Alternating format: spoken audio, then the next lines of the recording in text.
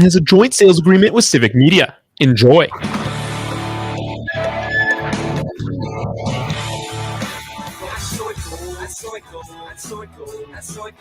I've been recently called terribly curious.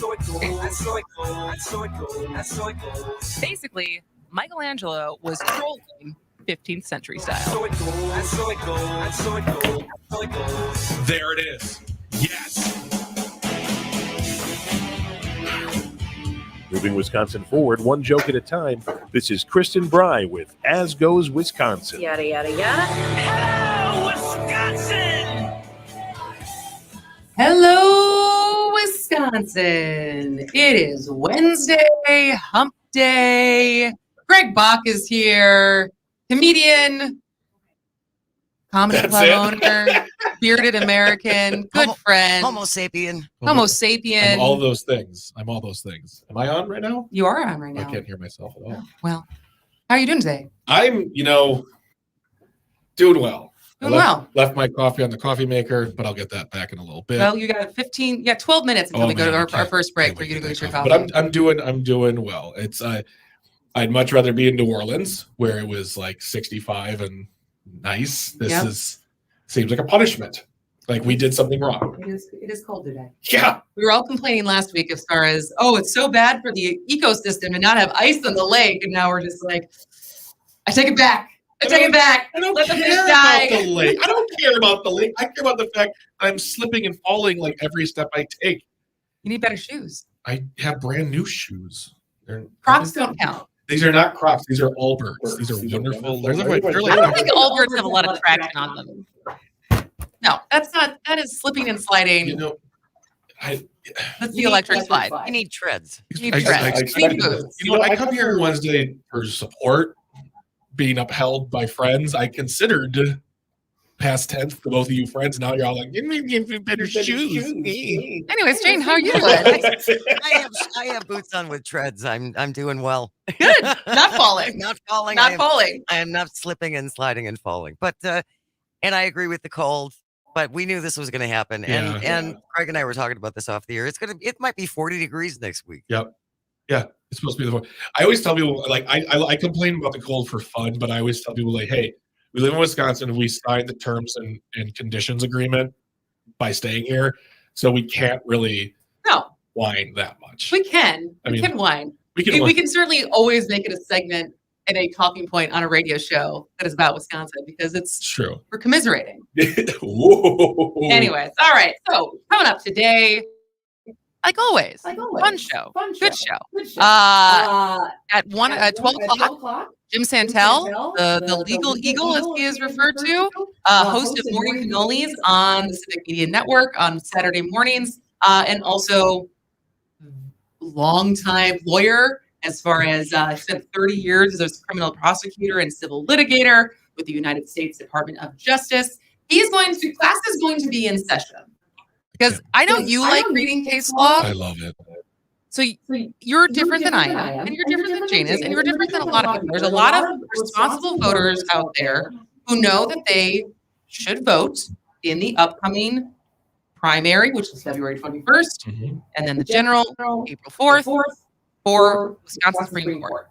We're in a very unique situation where we have 4 candidates, 2 that lean politically on each side. And he's going to come here and kind of break down not so much the individual candidates, but our court system. What is a county judge versus an appellate court? And what kind of cases go in front of the Wisconsin Supreme Court? What should we be looking at as far as what makes someone qualified to be in that position? And I'm sure this will also go into some of the pros and cons of electing versus appointing justices. But I thought this was important to do because most of us don't interact with the legal system. We're either not lawyers or don't love reading case law like Greg Bach does, or and don't necessarily go through civil litigation. Sometimes if you go through divorces or whatever, but most of us don't know the law. And so why are we trusted to elect the people who make our laws? And so I felt like this would be a very good, insightful, educational segment to do. I resent the idea that I'd be made fun of for the fact that I like constitutional law. I'm not making fun of you. I think it's I think you're for someone who's not a lawyer. Yeah. I think that's a very unique attribute. I don't think there's a lot of lay people who are like, let's read some case law. This sounds awesome. And I love you for it. I love you too.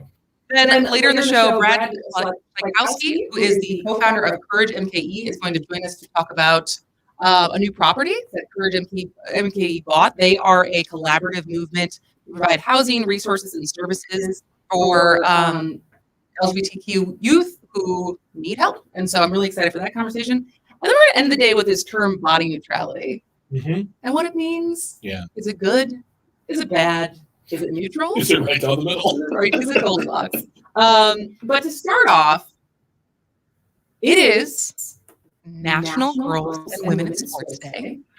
And as a young person who spent a lot of time playing sports, comes from a big sports family, I tweeted out this morning my most prized picture of myself when I was 9 years old and was one of two girls that was in the Little League in Madison. Oh, wow. And I had a short boy haircut and I had people call me Chris. And it's a picture of me kneeling and on one knee with a bat over my shoulder, just smiling, happy as can be. And I said, Happy National Girls and Women in Sports Day from Chris Fry, who at 9 years old was terrible at Little League, but at least she got to play. Everyone got a trophy. And so I've been sitting on the actual story I want to talk about because it's an investigation that happened or what was published last May, right ahead of the 50th anniversary of Title IX. And it was updated in December, but I kind of been, because I don't know when the right time to talk about this is. And then today feels like a good day to talk about it because I feel like this investigative report got published without a lot of fanfare, especially in light of how much fanfare the Save Women's Sports movement has gotten in regards to keeping trans athletes out of women's sports. And that being the biggest threat to women's sports. When in reality, this report showed that Title IX was intended to close the gender gap in college and college athletes. But schools are rigging the numbers. And the University of Wisconsin being certainly one of them. And so the fact that the actual threats to women in sports kind of just goes without talking about it, and yet the attention that we give. I mean, in Wisconsin, there's so few cases of top athletes being displaced because of a trans athlete in women's sports. The numbers are minuscule. Whereas every single major university with major sports programs is rigging their numbers. And what does that mean? So by packing women's sports teams with extra players who never compete, double and triple counting women while undercounting men, and even classifying some male practice players as women. What? So we're going to complain about trans athletes in women's sports, but then count men who are practicing with women as women. What? Yep. Schools across the nation collectively conjured the illusion of thousands of more female athletic opportunities than there actually are. And I don't know why this is not a bigger deal. I don't know either. That's fraud. That seems just like pure fraud. I don't know either. So the university, to take this, make this a little bit more personal for us. University of Wisconsin claimed to have 165 athletes on its women's rowing roster, even though more than a third of them never raced once. And some of the women before the regular season had quit before it even started. And yet 165 for any team period seems like too much. And throughout, we'll link this. The report is from USA Today, and it was there's a whole team that worked on this. Kenny Jacoby, Lindsay Chanel, Rachel Axon, Steve Berkowitz, Dan Wolkin, Nancy Armour, and the report's called Title IX was intended to close the gender gap in college athletics. Schools are rigging the numbers, and it's a hefty read because it's everywhere, and it's wild. And so they're packing teams, they're packing like cross country teams. So there was one example where there was 87 women on the cross country team and 13 men. because only like the top 5 can score points for in a race, and so having that many people in the team doesn't make sense. It doesn't give you any kind of competitive advantage. And the same thing with rowing. And it's like these places where they can fudge the numbers so that they're technically complying with, because there was the complementary law in 1994 that said that schools that are receiving, just like Title IX, schools that are receiving federal funding have to, and then this additional law was they have to report their numbers to the government. I mean, like, this is how many, this is equity, right? Or this is being equal. And yet it's absolutely not. So my point is, where are all the same women's sports people when it comes to this topic? I mean, they don't care. Yeah, this. I don't know how to. They just don't care because it's the sports aren't important to them. They're afraid of trans people. They're transphobic. That has nothing to do with it. And my guess is that the people who are part of this group have no idea, have no clue that this is happening at all, because it's not their hill. They don't really care that much about. They don't really care that much about either topic, in my opinion. They're just afraid of trans people. That's their basic thing. But you were right, Greg. This is fraud. Yeah, this just seems this is fraud. Apparently, it's not. How can it not be fraud? Because, I mean, at least when I was reading the report, it's basically they're getting around the spirit of the law, but technically they're compliant because the numbers are the numbers. And if the women are on the team, they're getting counted. And I mean, it's just. But I'm talking more about like the men who are counted as women, though. Like, that seems like I can understand how you can wiggle your way through the whole. Some people quit, some people don't show up. We still have 165 people at the beginning of the year, and there's nothing you can do about it. But when you're counting men as women, that just seems like out and out fraud. And why the NCAA, why the law, why nobody's getting involved in any way, shape, or form is beyond me. That doesn't make sense. It just makes no sense. And those people who are trying to, quote unquote, protect women's sports are transphobes, and they couldn't care less about this topic. I agree. All right. Well, we're going to take our first break. We're going to keep the conversation rolling when we come back. If you have thoughts on this, you are welcome and invited to join the conversation. 844-967-2789. Let women play sports. Yes. This is As Goes Wisconsin.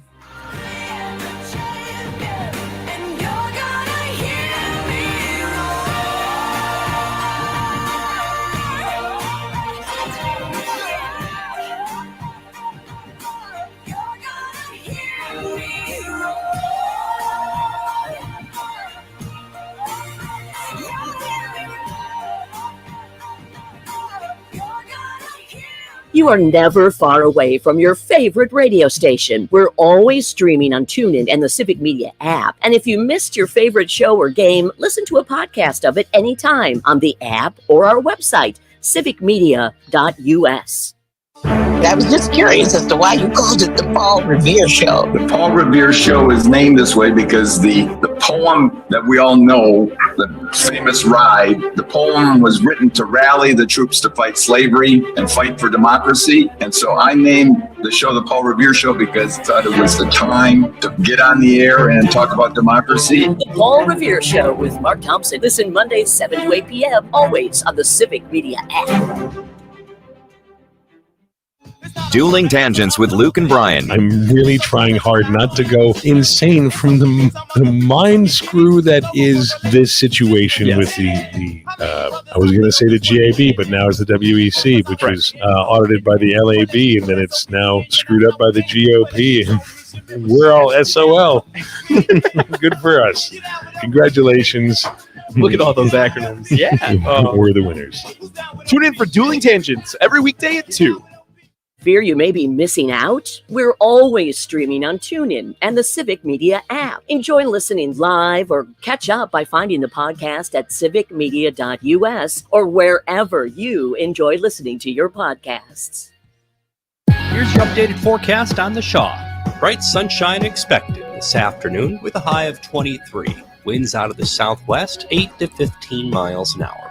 Lows dip down to about 14 tonight. Mainly clear skies. Mainly cloudy skies expected tomorrow. Highs around 24. Lots of sunshine Friday with daytime highs approaching 7 above. 33 Saturday. For Civic Media, I'm meteorologist Eric Height. Currently, it's 16 degrees. The Shaw 101 FM, New Berlin's choice for news talk radio. Streaming 24/7 at WAUKradio.com. I want to be in the headlines. Anything to be in the headlines. Summer chance. Welcome back to As Goes Wisconsin on the Civic Media Network on this Wednesday, February 1st. Happy first day of Black History Month. Yes. Which we're going to talk a little bit about that at the end of this hour and throughout the entire month. Mhm. Greg Bach is here. I am. Because it's Greg Bach Wednesdays. Friend of the show, comedian, writer. What else do we call him? Case law reader. Case law reader. American. American. Bearded American. Bearded American. Yeah. And of course, we have Jay Metnier on the board. Heck yeah. We are talking about a investigative report that is now a little old, but I've been sitting on it kind of waiting, like, when's the right time to talk about this? And because it's National Girls and Women in Sports Day, I figured today might be a good day to talk about it. And we will certainly put this in today's show notes if you would like to go read it. And I just maintain that there's so many more threats and obstacles for women in sports than the threat or the supposed threat of trans athletes. Here's another one for you that I've been sitting on. You know that there's some mascots who make more than female professional athletes? Oh, you tell me something that won't shock me at all. Rocky, the Denver Nuggets mascot, is the highest paid mascot in the NBA. Rocky makes $625,000 What? a year. What? I've made all the wrong decisions. Diana Taurasi, 3-time WNBA champion, 5-time Olympic gold medalist, is the highest paid player in the WNBA. Diana makes $228,000 a year. So I'm just saying, as far as in the spirit of today's honoring today, when we talk about the benefits and the equal opportunity for women to play sports, because this goes back to what we were talking about yesterday. Greg, you missed yesterday. There was a WIAA high school basketball game, Brookfield Central and Cedarburg, over the weekend. All right. And some of the parents got a little overzealous over a call. And the announcer proceeded to say, "Shut up." I heard about this. Come to the laughing tap. Please be that guy. That'd be lovely. I'd love to have you around my life. And so, obviously we kind of talked about the, was he right? Was he wrong?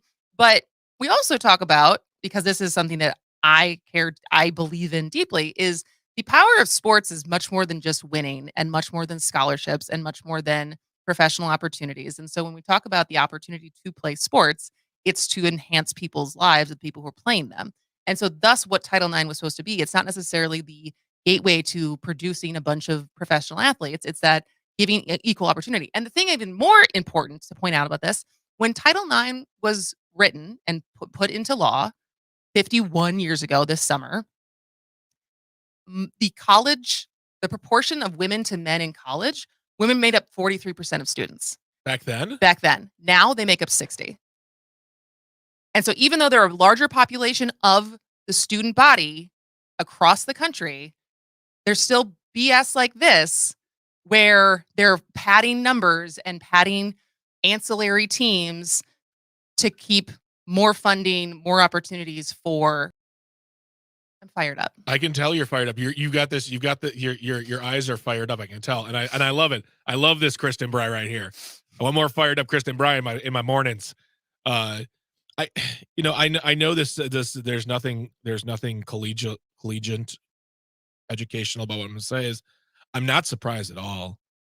I mean, I didn't know, and you bring this up, but really, the only thing that surprised me was the whole counting men as women thing, because, like I said, that sounds like fraud, and that just sounds like something you should get in trouble for. But everything else is like, yeah, that makes sense. Why wouldn't they do that? Because they're colleges, they're the NCAA, they'll do whatever they can to do whatever they can. I mean, we've seen it for decades now, just not paying athletes and saying they're students, they're not professionals, and Oh, so of course they're going to do these things, and of course, and if women, of course they're going to screw over women. So yeah, I'm sorry, I nothing real scholastic, but yeah, of course they do, but they should be held accountable, and I feel like long are the days gone where like this is like explosive investigative reporting where it's like, oh my gosh, this story is going to make the news.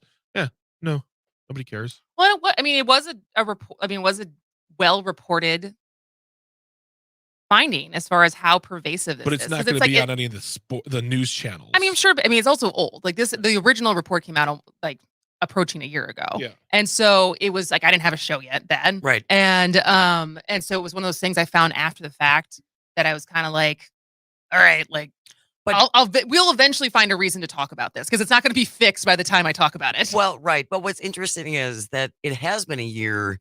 And to Greg's point, there really hasn't been any collective outcry about this. No. Which is tragic. Every once in a while, I think it was during the bubble, the 2021 March Madness NC2A tournament, because they canceled it in 2020, because that was like the very beginning of the pandemic. And then in 2021, when their numbers were still obviously very high, but they kind of did the NBA thing where there was no fans and everything. But they had, I'm forgetting what the name of the, she's like a 6'8". She was playing for Oregon. I forgot what her name is, but she was one of the star players. She had a video go viral, I think, on TikTok of her showing the inequities of the women's gym that they had created versus the men's gym. They basically had like a tower of weights, like freehand weights, and like a stretching band and like a yoga mat. They're like, here you go, ladies. Sabrina Ionescu? No. Okay, never mind. I tried. Maybe it was Sabrina. If I saw her face, I'd know exactly who. She's like a dominant player too. She's really good. But yeah, I mean, or maybe Sedona Prince. I yes, think it's Sedona. Sedona Prince. Yeah, I mean, once again, not surprised. And the reason why I'm not surprised because none of them are held accountable. They don't have to care. Just like the Save Sports people, they don't have to care about this. They have to care about scary trans people. Scary trans people are everywhere. Did you know that? They're everywhere. All right. Well, when we come back, we're going to move on to some other headlines happening in Wisconsin. Stick around. This is As Goes Wisconsin.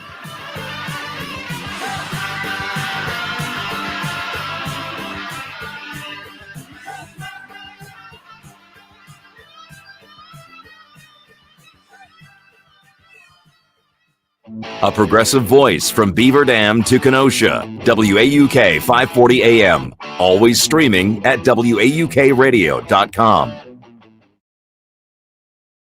CBS News brief. The FBI is now searching President Biden's home in Rehoboth Beach, Delaware. This is now the third FBI search linked to a location connected to President Biden. CBS's Adriana Diaz says it's part of the classified documents investigation. Football legend Tom Brady was up early on Twitter today. I'm retiring for good. Retiring for good, he says at age 45. He backpedaled on his announcement last year. CBS Sports NFL writer Tyler Sullivan says he leaves with 3 league MVPs and 7 Super Bowl titles. You look at what he was able to do over the amount of time he was able to do it. And that is what I think is going to be so hard to match there with Tom Brady. It's another day of flight cancellations and driving woes in parts of the South hit by snow and ice. 3 deaths are blamed on the weather. Texas transportation official Mike Peters. Can't eliminate every patch of ice. So the biggest concern we have are folks out there driving too fast. CBS News brief. I'm WAUK 540 AM. New Berlin's choice for news talk radio. Streaming 24/7 at WAUKradio.com. From the Civic Media News Desk, I'm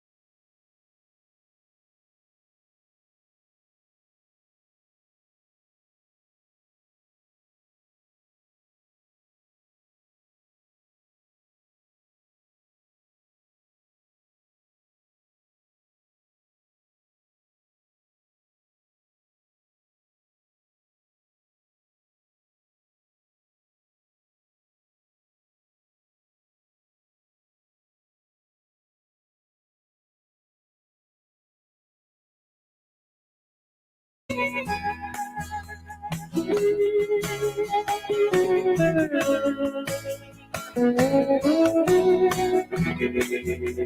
marked our trail up the backbone ridge.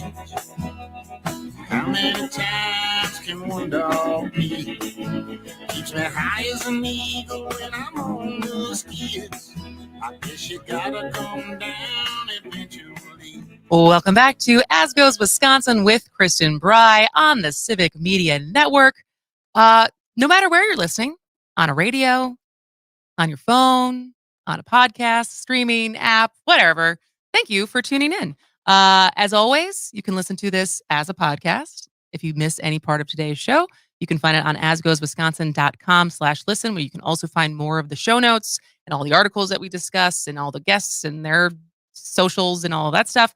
Or you could just find us wherever you find podcasts. Greg Bach, you're here. It's Wednesday. It's always a fun day. Oh my! Yes, it is. Did you have something to? You looked like you had something to respond to me. No, I was entranced by your introduction. Great. You're I'm an entrancing person. You're entrancing. Oh, all right. Well, we started off hot, and I don't know if I'll get as hot with our two topics. Yeah. But moving on to some proposed bills in Wisconsin, one of which it has to do with felons being banned from owning vicious dogs. Yeah. And I am approaching this because I want to be fair about it, but I should say full stop. I love pit bulls. I do not own a pit bull, but I love pit bulls. I love Rottweilers. I love big, meaty dogs. Yeah, they have very squishy faces that get a bad rap. Mm-hmm. And because they are so strong, naturally, like Cliff is a jerk. If Cliff was big, you would not want Cliff around. Cliff just can't do any damage, right? Because he's a chihuahua. Because he's a chihuahua. But these other dogs, in one moment, their bad day, they can cause a lot more damage. But it doesn't make the entire breed a bad breed. Correct. So, more of the details behind this. State Senator Andre Jacques, he's proposed this before, but he's bringing it back. And he said, vicious dogs are as dangerous as guns in some cases, which right away... Red flag number 1. No, they're not. Yeah. You can kill a lot more people a lot faster than even the meanest, strongest pit bull, Doberman, Rottweiler combo. Kristen, did you hear about the mass dogging that happened up in Oconto? Oh my God.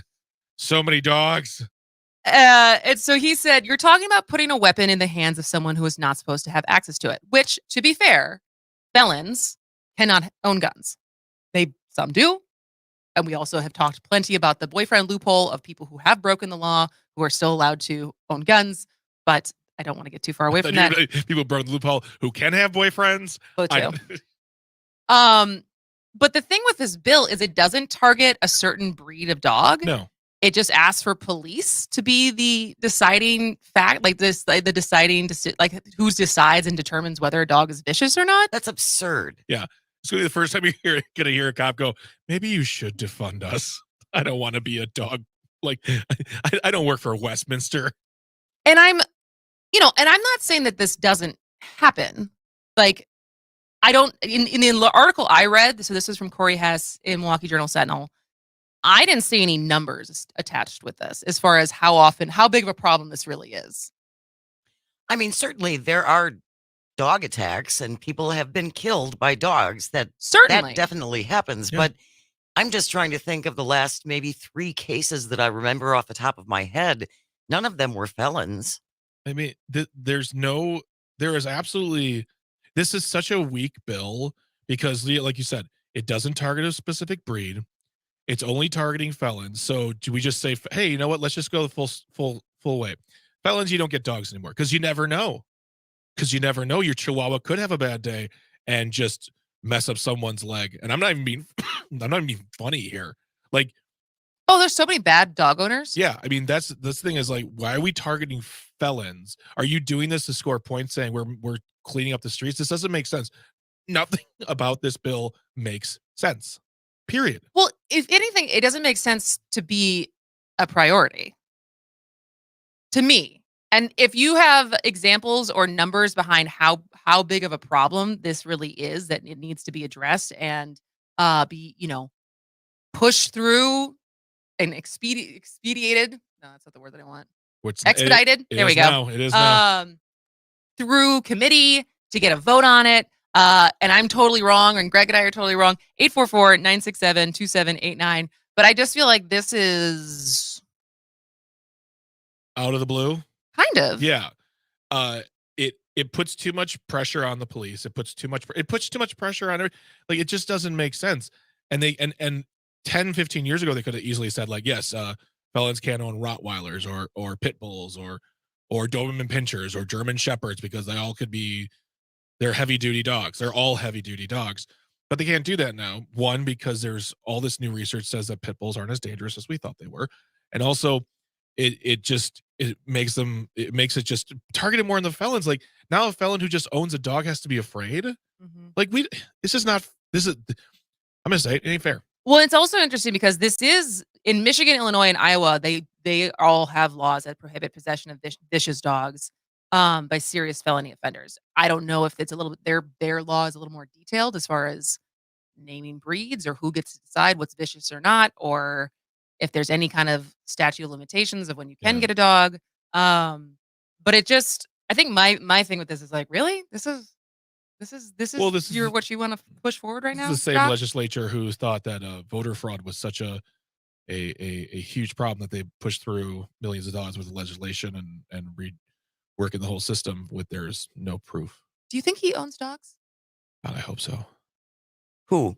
Andre Jacques. Andre Jacques of the Pierre. Big guy. I wonder if he has a big dog. The whole thing. Andre Jacques of the Pierre. It's like he does have like 7 children. Then who needs a dog? Fair. How about this? People named Andre Jacques. Never mind. You know what? That would just be mean. Forget it. I'm not going to say it. Sorry, all right. folks. Yeah, this is a ridiculous. You're a dog lover. How do you feel about this law? Well, this proposal. Sorry. Again, any dog can be vicious. Any dog can be vicious. Even Cliff. With his 5 teeth he has left. And even Barkley, when he was alive, in the right circumstances.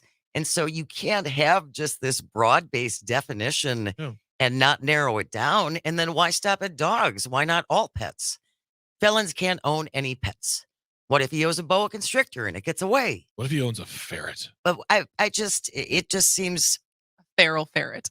A feral ferret. That would be what named Will Ferret. And I think too about for people who really do want to change their lives for the better when they get out of prison, working with dogs and working with animals is a good way to do that. Well, we've talked about that on the show was that November?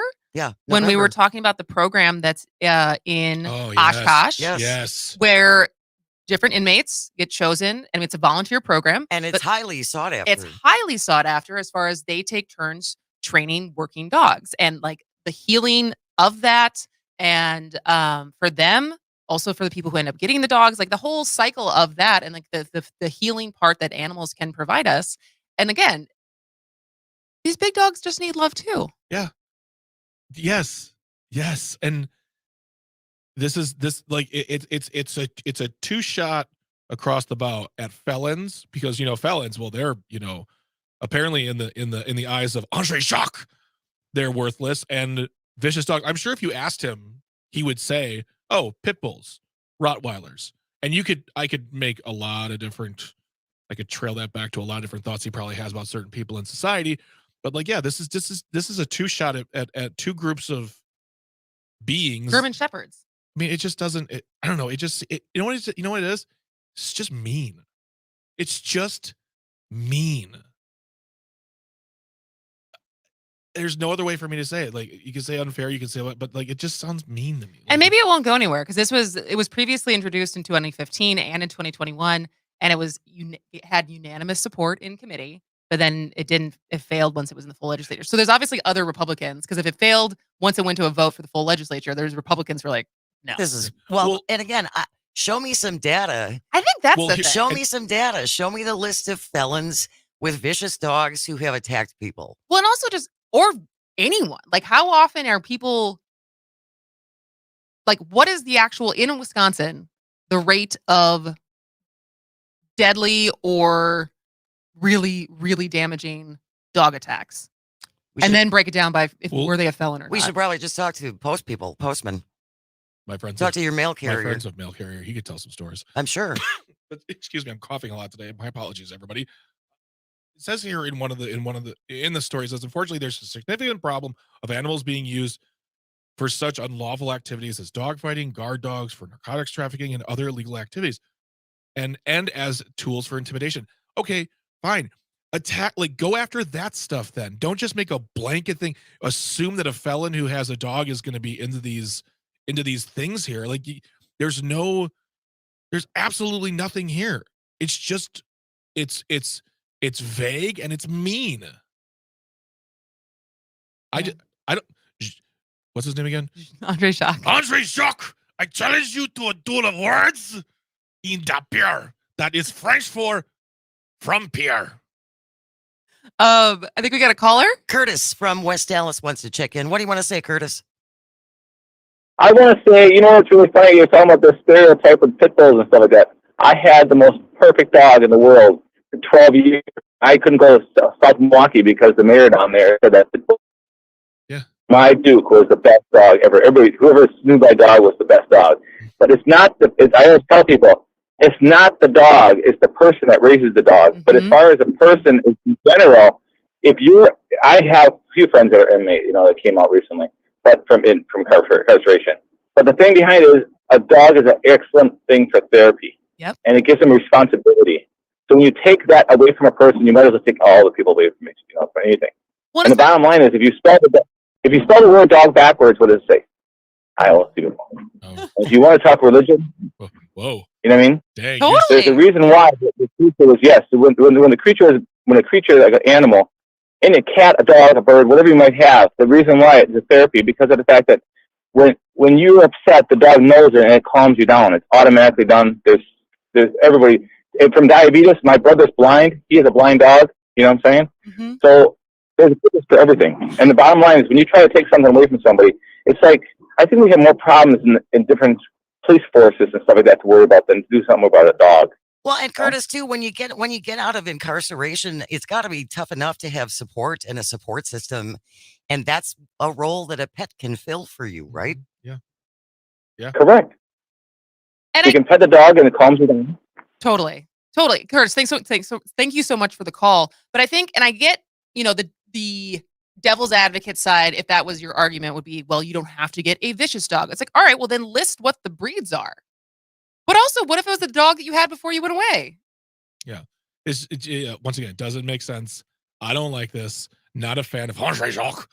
If you spell dog backwards, it spells God. If you spell cat backwards, it spells demon spawn. That's true. That's English.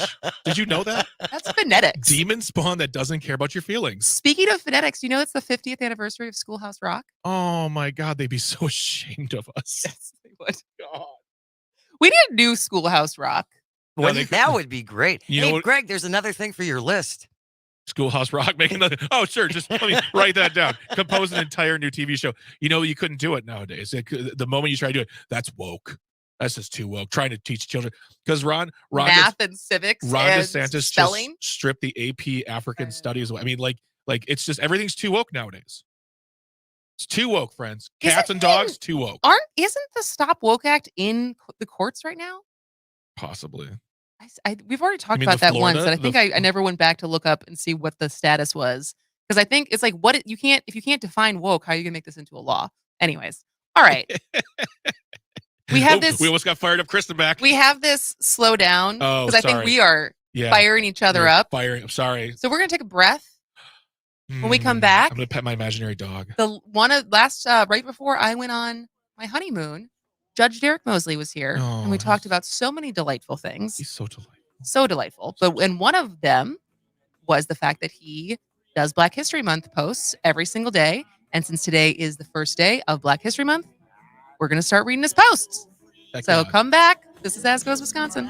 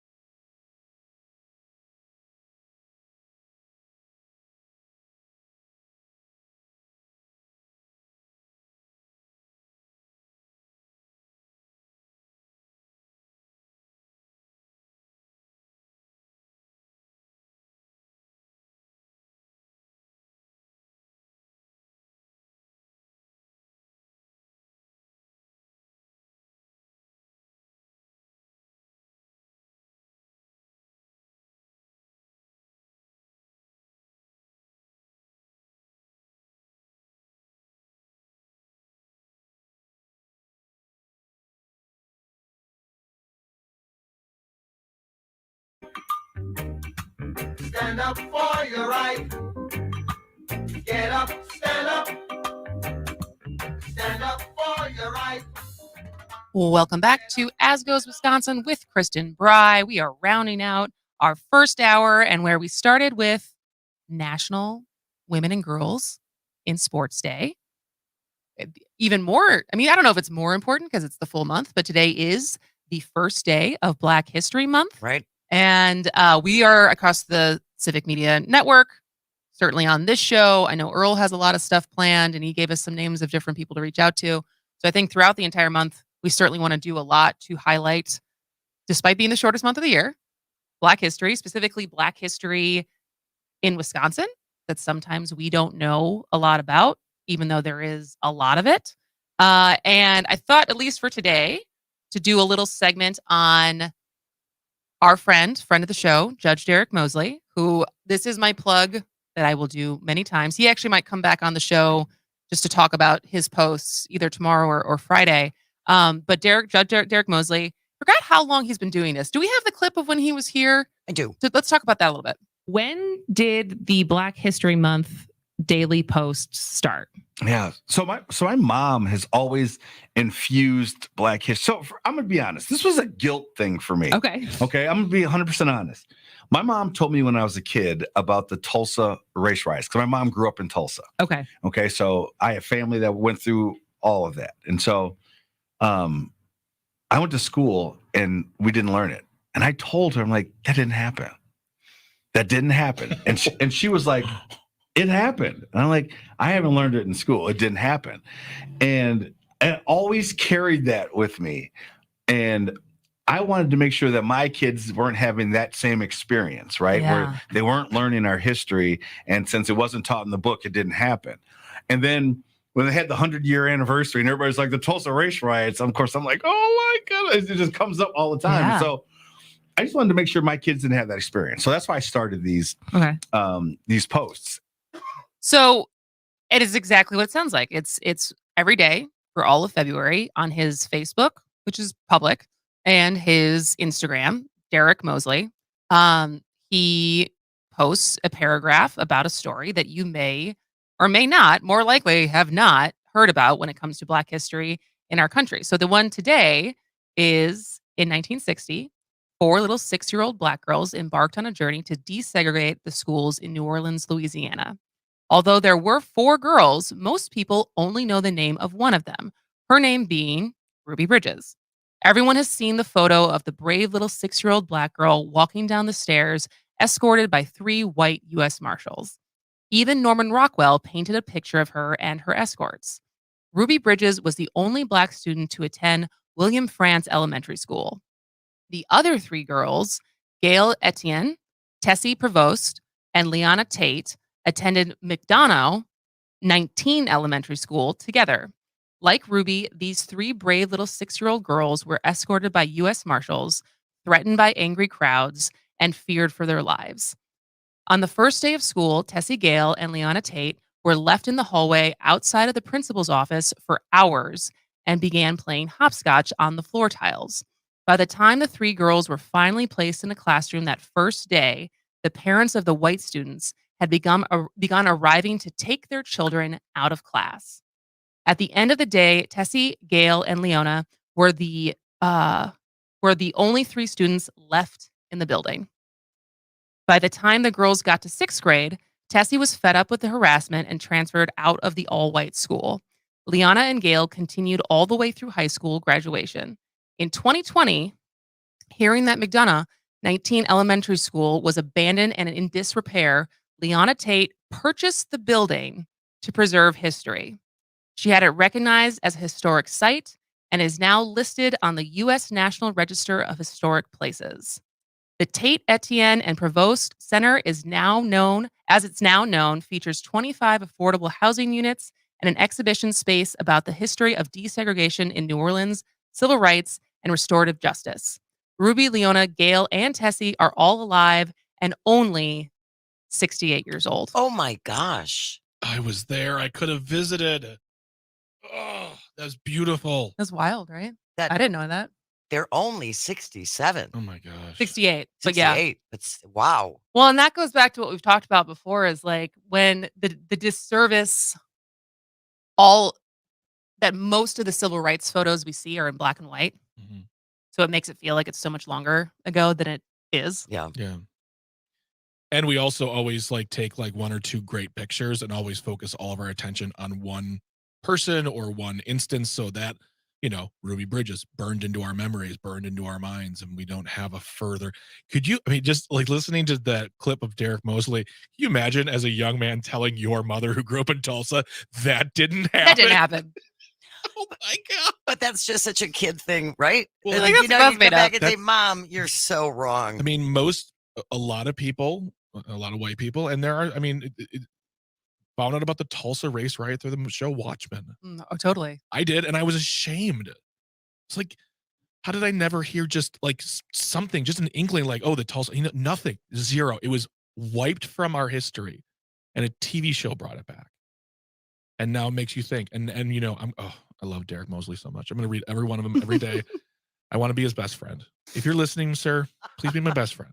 Well, I think he started his new job at the Lubar Center. We should go visit him. So I think there's an event coming up. I was like, I scroll through it. I think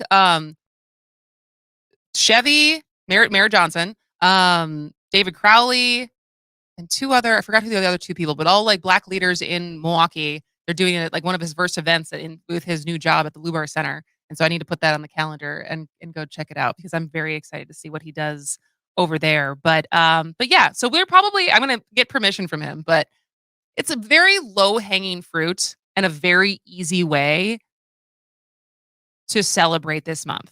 And look at what you can learn. It's a paragraph. It's going to take you a couple minutes just to read it. And I think in general, it's just an opportunity. There's so much we don't know as far as only relying on what we learned in school of our history and when it comes to race. And so we're certainly going to take the opportunity this month as white people to try to educate ourselves. Yeah. And I encourage you to do the same. I just wanted to clarify, it's March 21st on the issues, New Leadership and New Milwaukee at the Lubar Center.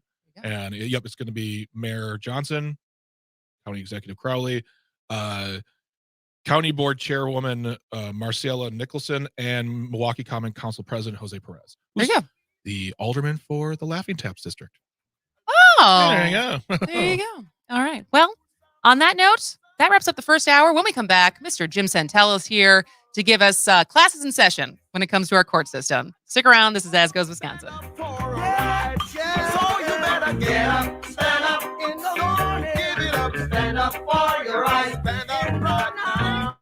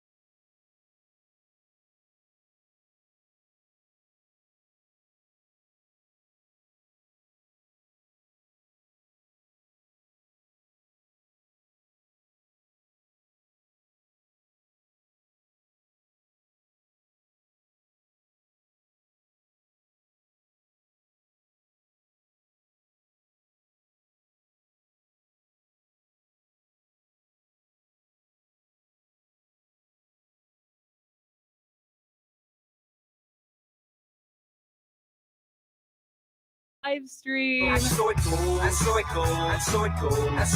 I'm feeling dandy, I'm telling you. Peach Keen, I say that too. And I mean it when I say Peach Keen. All right.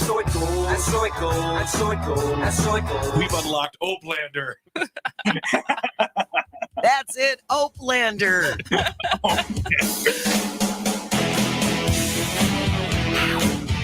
Moving Wisconsin forward, one joke at a time. This is Kristen Bry with As Goes Wisconsin. Yada, yada, yada. Hello, Wisconsin!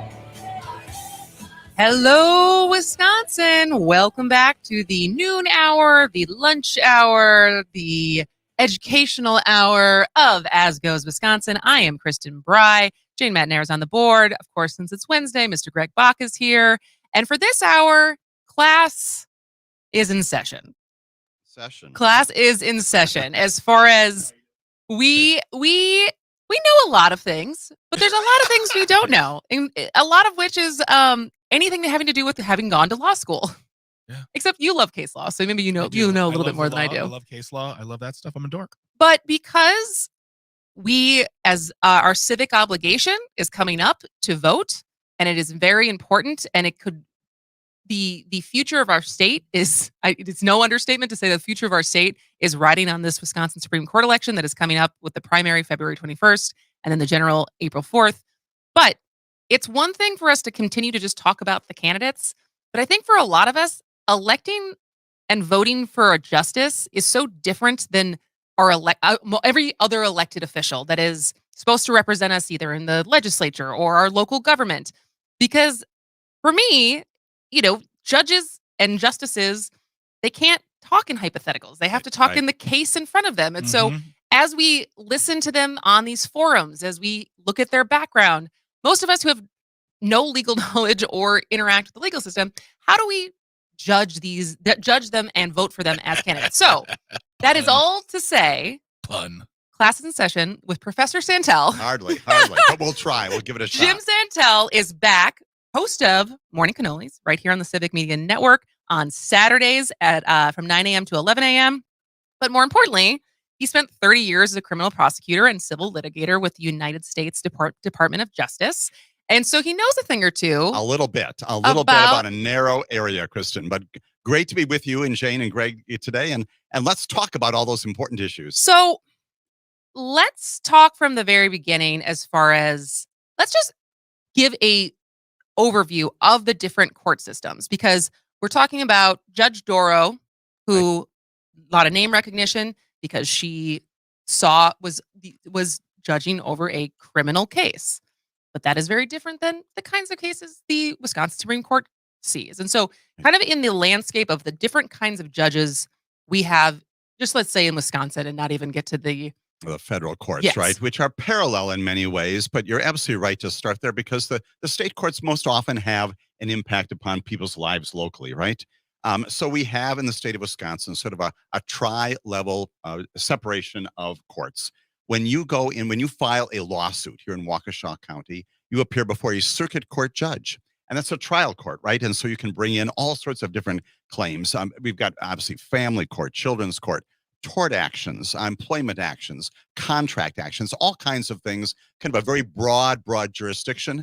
And that's the court of first impression, as it's sometimes called. That's where you get a jury that will often take a look at your case, decide on the verdict in those cases. That's what we see sort of on television on a regular basis. Those are the circuit courts in Wisconsin. Is that what Judge Judy is? Exactly, right, exactly. And believe it or not, there are 257 circuit judges in our 72 counties. And so, again, obviously dispersed, you've got some counties in upstate Wisconsin where there's just one judge, a couple of counties where they share a judge just because the population isn't as great. Milwaukee County, of course, has the most, 47 judges. Waukesha were probably a close second, and those kinds of demographics. But those are the judges that try the cases that you may bring into court on a daily basis. Let us suppose that you're unhappy, which is often the case, with the result that a jury may give or a judge may give, a court may render. What is your remedy? Well, again, the Wisconsin system, you've got courts of appeals, and you can quite literally appeal that judgment to the courts of appeals. Again, in the state of Wisconsin, we've got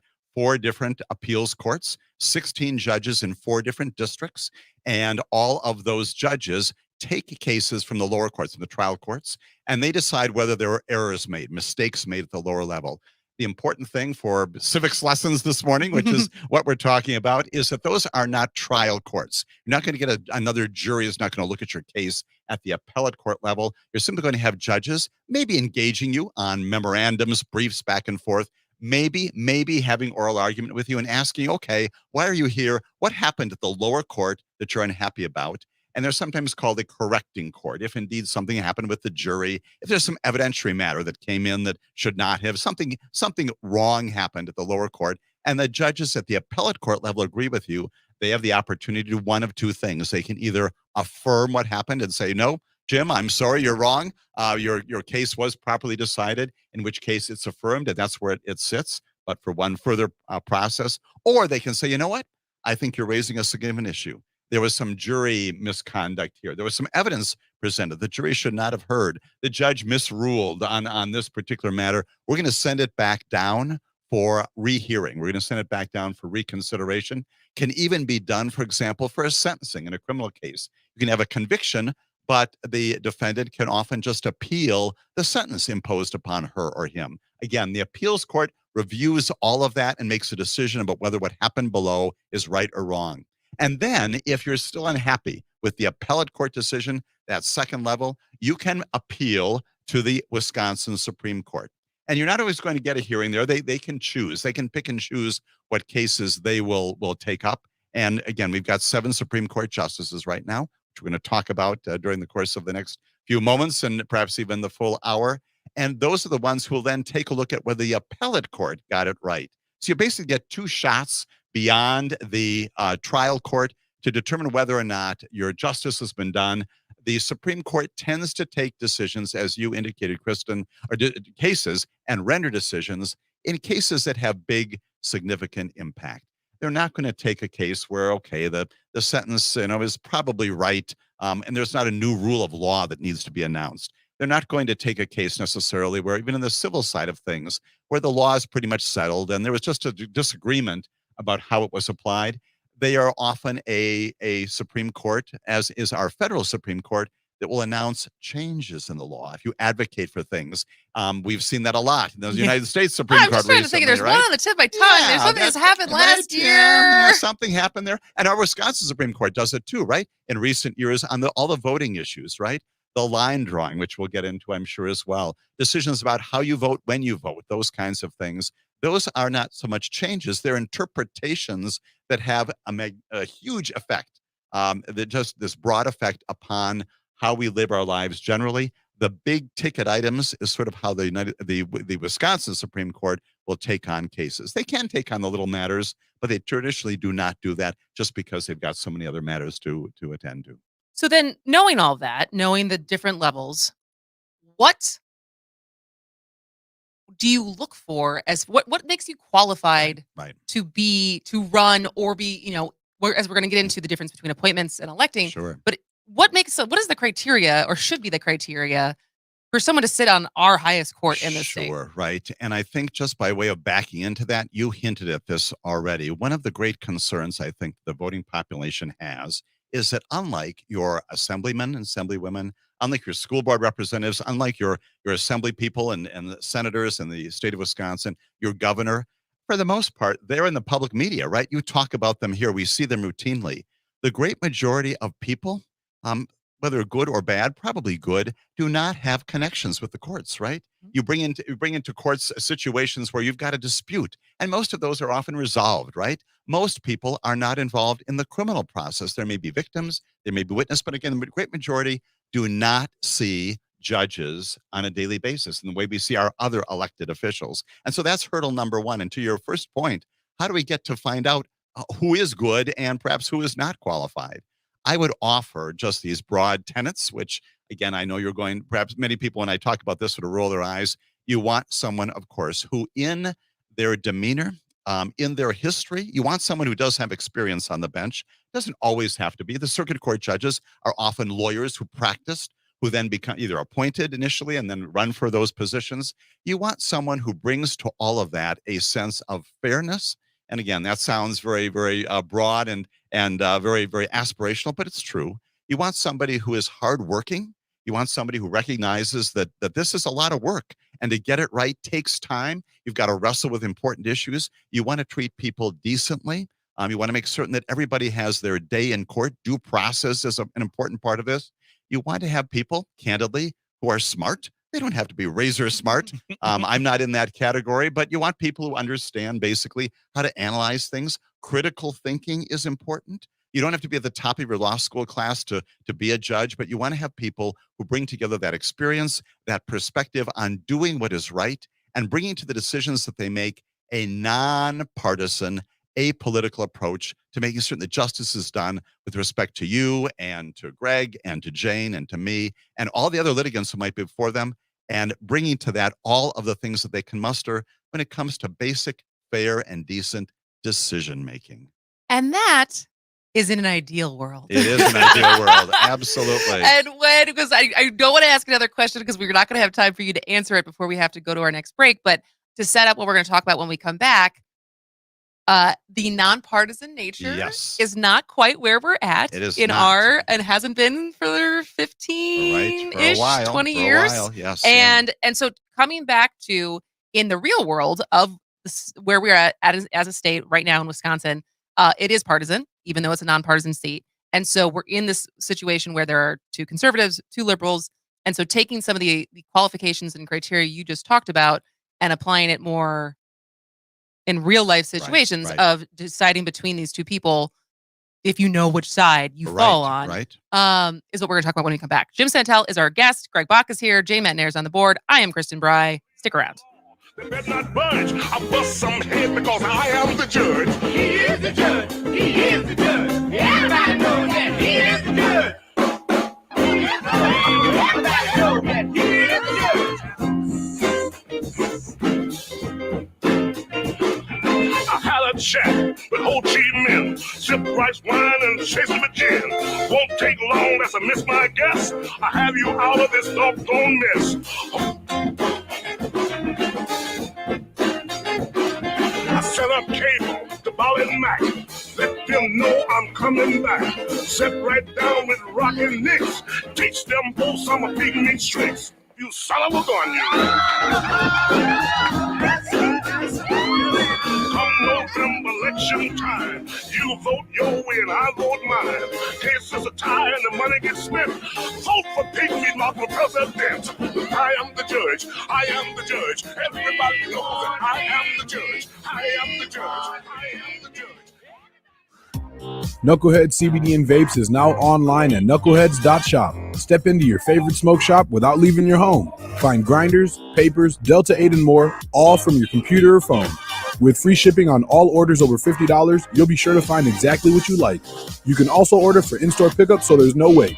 Knucklehead CBD and Vapes. Visit Knuckleheads Milwaukee at 2949 North Oakland Avenue. Order online today at knuckleheads.shop. Max Inc. Radio, we are local music with Pete from the Skin Tones. Here, you have been warned. Not only Madison, the rest of Wisconsin and the U.S. Skin Tones, we're coming at you. We're going to be committing rock atrocities. We're fit. We're in shape. We are tight. We are muscular. We are attractive for our ages. And we are sexy as hell. Listen to Max Inc. Radio Saturday nights, 6 p.m. to midnight on the Civic Media Radio Network. Up North News Radio is with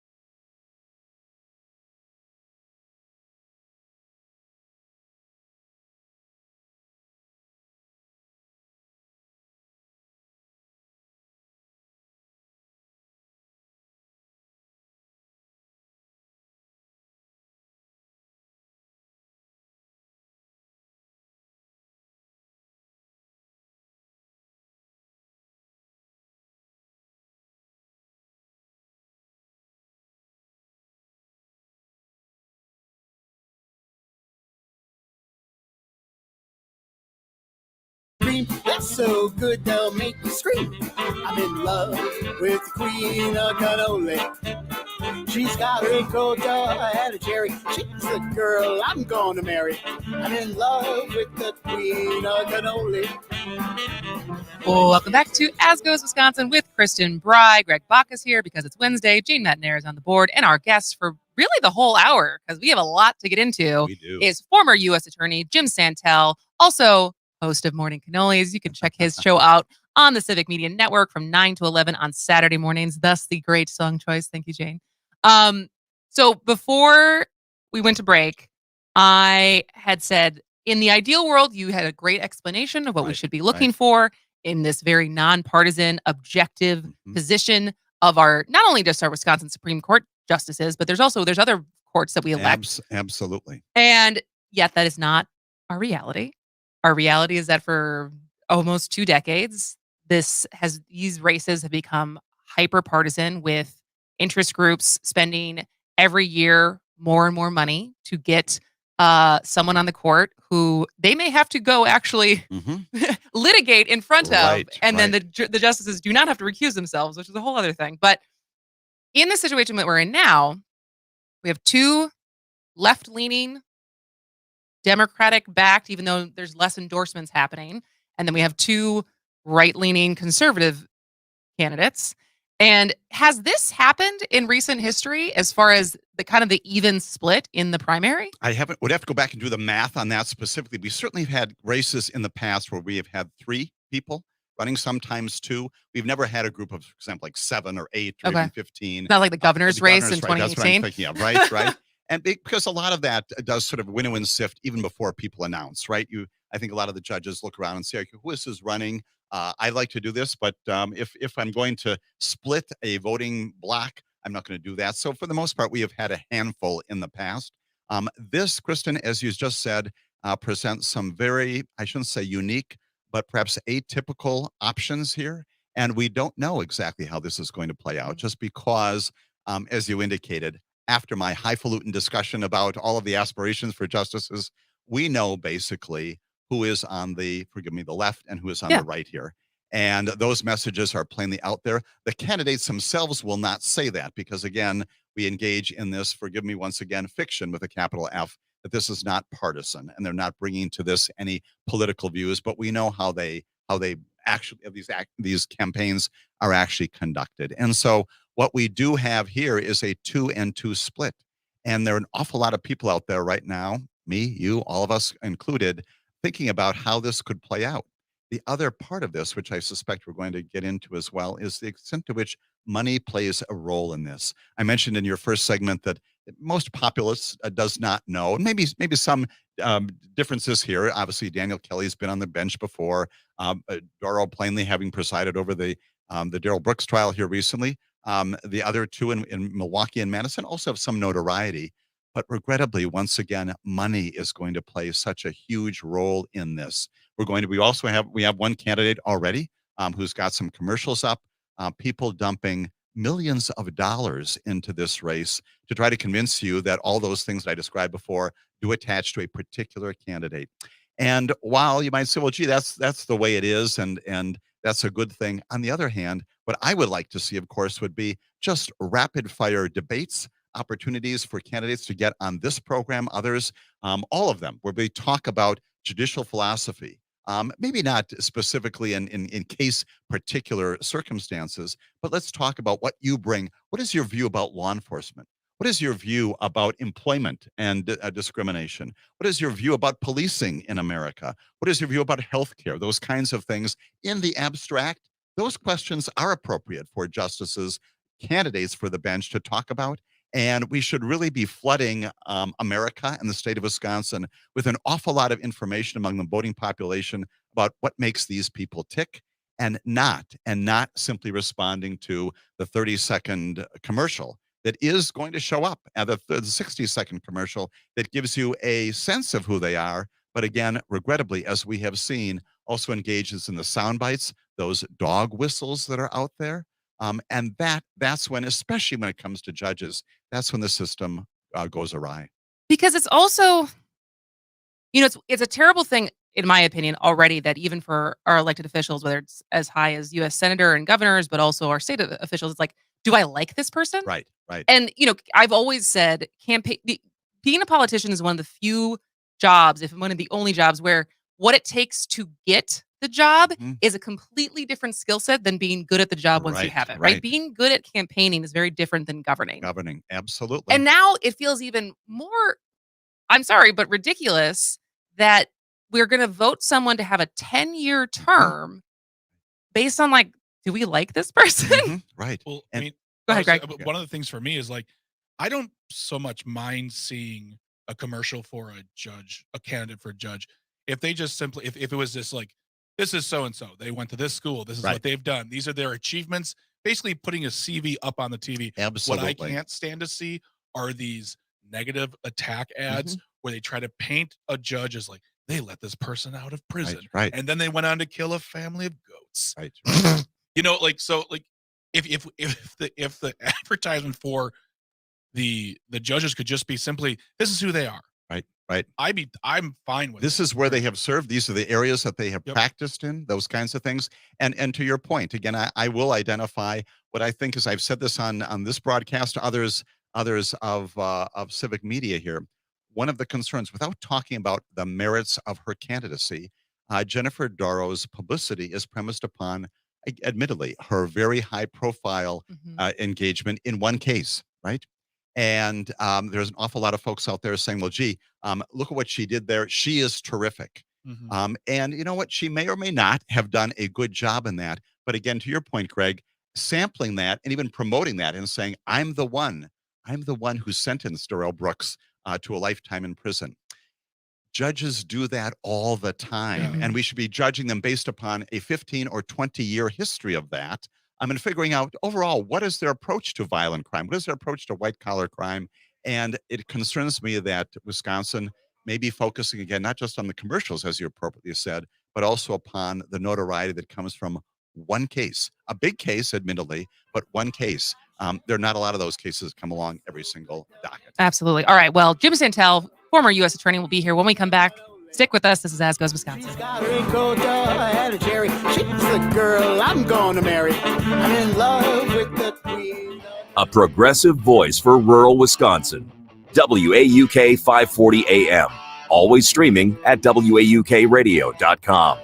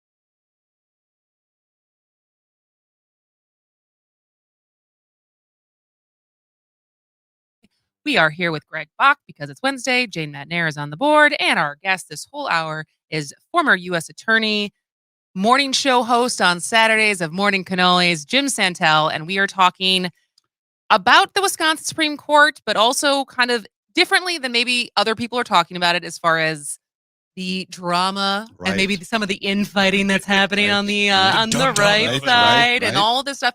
And trying to actually give more of a foundational education because it's kind of a weird thing that we elect justices. It is. And so to that point, I know that all of your listeners, I know Greg does this routinely, pulls out his copy of the Federalist Papers every night and does a selective reading. Don't you do that, Greg? Right? My audio there books. You go, right there. And so he does that. And Jane does it every so often too, as well. I know.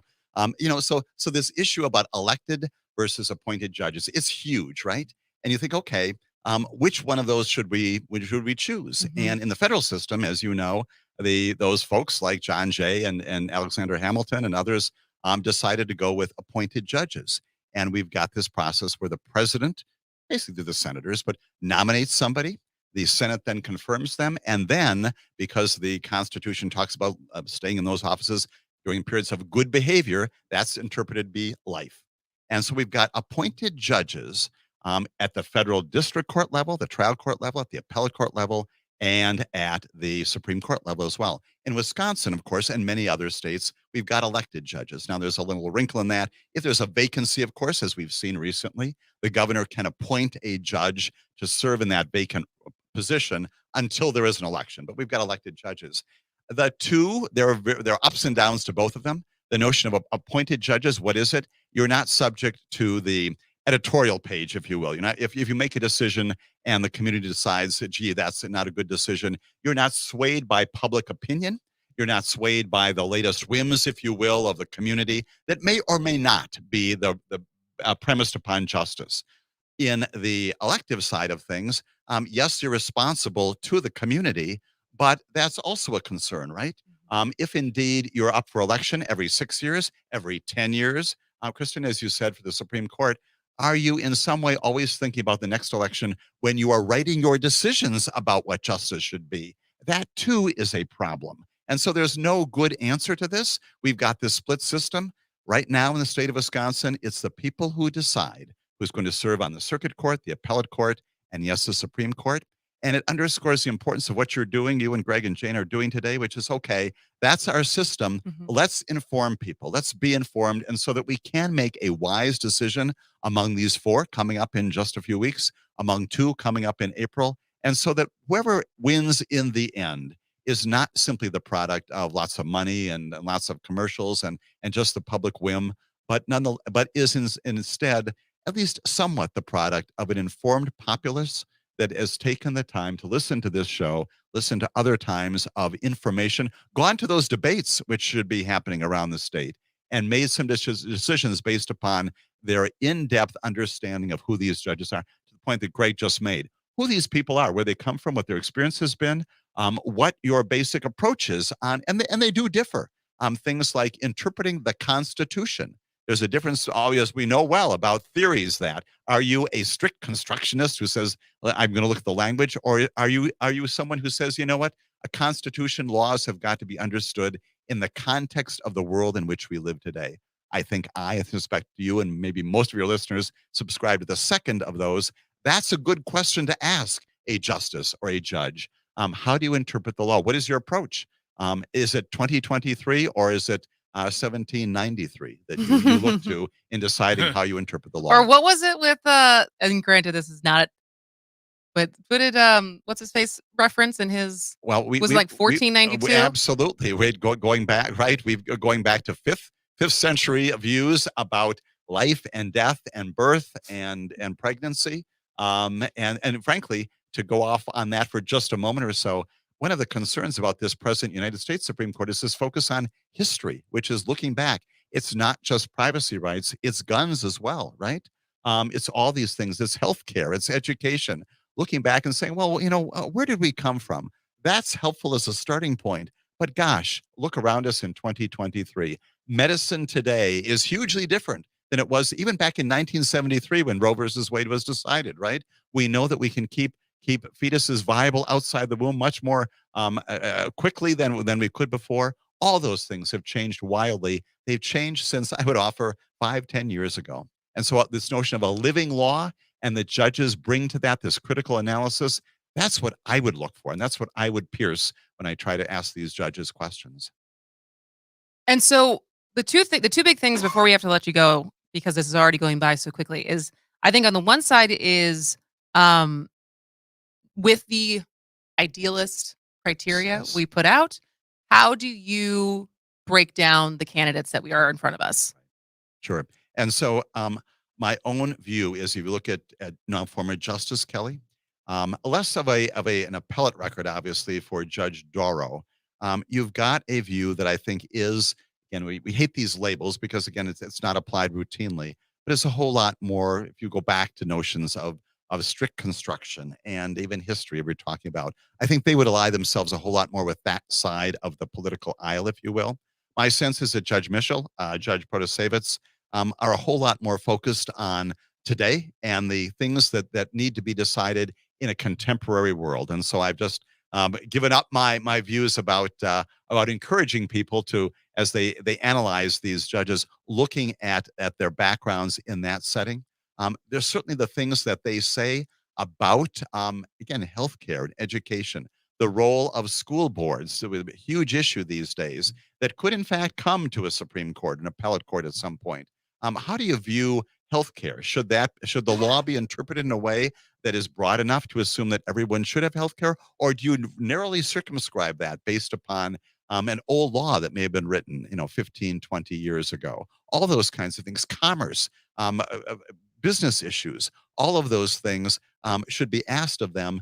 For the most part, my general view is that the two on the left, if you will, are a whole lot more open to interpretation of a good nature. Interpolation, extrapolation, call it what you will, to make certain the law makes sense today and fairness is done today. My sense is, without painting too broad a brush, is that the other two are a whole lot more committed to and even mired, if you will, in an analysis that says, let's look to history, let's look to the strict language. We saw that coming out of our Supreme Court on some of these voting rights cases. What does the language say? And not understanding more broadly, how do we ensure that people vote? And that in 2020 and 2022 and 2023, people have access to the polls in a way that makes that language meaningful for the ultimate goal, which is voting and giving people access to the franchise. We're talking to Jim Santelle, who is a former U.S. attorney, about all things kind of beyond my pay grade when it comes to the Wisconsin Supreme Court, because it's complicated. It is complicated. But it's so important. And so I think as we think about the cases that get thrown around, that whoever gets elected will be the deciding person, the deciding vote for, what are some of the cases and the issues that are top of mind for you, how much is knowing the law, is there even something to interpret versus this is what the law says? And then my follow-up question is about activist judges. Absolutely. So we know, well, we've got 7 justices right now. Right now, it's kind of a 4-3 conservative liberal approach. Again, sort of not embracing entirely that language, but nonetheless, that's the way it is. And we've got obviously one justice who is retiring. Thus, you could get a 4-3 split in the opposite direction. What's coming up? Plainly, we've got the issue of abortion. We know that our Attorney General right now is arguing about whether or not this 19th century law should be interpreted strictly or should be, frankly, discarded effectively. That's issue. Privacy rights more generally could come up before the Supreme Court. We mentioned already voting rights. Is it possible to revisit the lines that were drawn, the decision made by the Supreme Court and Brian Hagedorn's decision to go with the Republican maps? You bet it is. If you and Jane and Greg here say, you know what, I've been disenfranchised by virtue of lines drawn in my community. I've been cracked and I've been packed. And as a result of that, I can show now in the 2022 election that we just had that my vote was somehow eliminated, or at least not promoted to the point that I would get a representative. Can I go back in as standing and bring that case? Sure, I can. It comes up to the circuit court, the appellate court. But you could revisit that. You could revisit challenges once again to the things like early voting, absentee voting, balloting, all those kinds of things. If indeed you've got an individual once again comes forward and says, I have been harmed by the law as it is, all of those things, that's a fluid law. We could go back and talk again about healthcare decisions, right?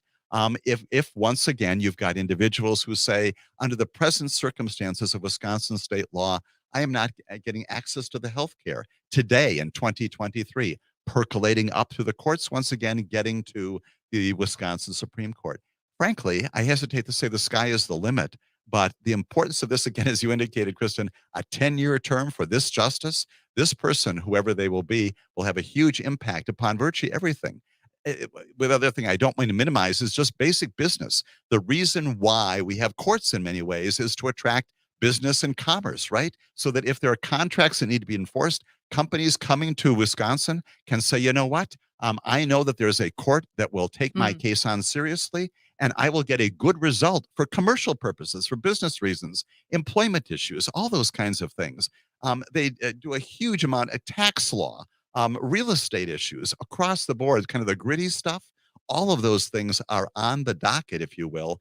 And that's why, without going into specific detail about particular cases, the population should ask these candidates, how do they feel generally about the importance of commerce and business, about healthcare, about education, and yes, go back to privacy rights. Do you think that in the Wisconsin Constitution, there is an implicit, if not explicit, right to privacy that protects everything from decisions about medical care to same-sex marriage to interracial marriage to right to make decisions about who your family is?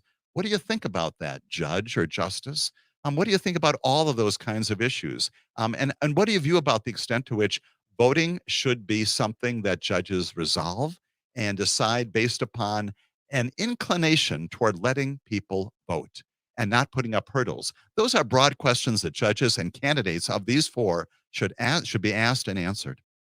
And this term activist judge or justice, I think, has been thrown out certainly in regards to the U.S. Supreme Court, but also I think we're going to hear it a lot as far as either I think Dan Kelly's already accused Protasewicz of being an activist judge. If we don't elect me, there are going to be a bunch of activist judges. And so is that a real term? Is that a real thing? Or is it just something thrown out there as to fire people up as far as this is a bad thing to be an activist judge? Or is it really like there is no, that is an activist judge? So the answer is yes, it is bandied about out there. And I think it gets a bad connotation, if you will, because if you think about it, it comes from what? The word act, right? Action. And that's what we ask judges to do all the time, right? I think it's taken on the connotation that I'm out there in the streets with banners and protesting and doing all sorts of things on social media. And yes, it does have that implication, that connotation now. But I would say the denotation about being a judge who acts on the bench in a way that is justice-based, that's something that they should not run from. Now, if you say that, yes, I will be an active judge, Greg, as you just said before, that's going to be a next commercial that's going to slam that candidate. And this is a judge who doesn't interpret the law, but just goes down his or her path. And that's the concern about it. We use that language for an inappropriate purpose.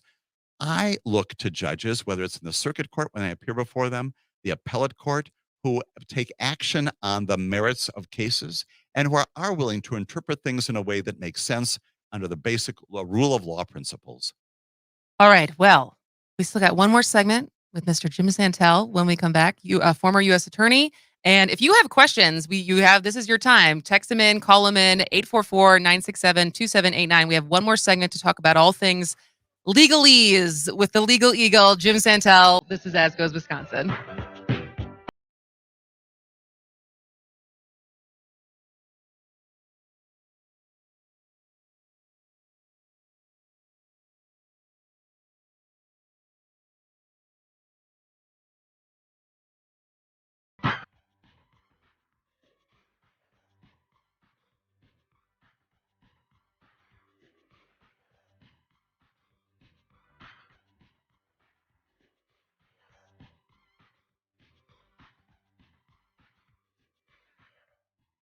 Hey everybody, how we doing? I'm Charlie Barons, inviting you to join me Saturdays and/or Sundays at noon. It's a horse apiece, whatever you decide.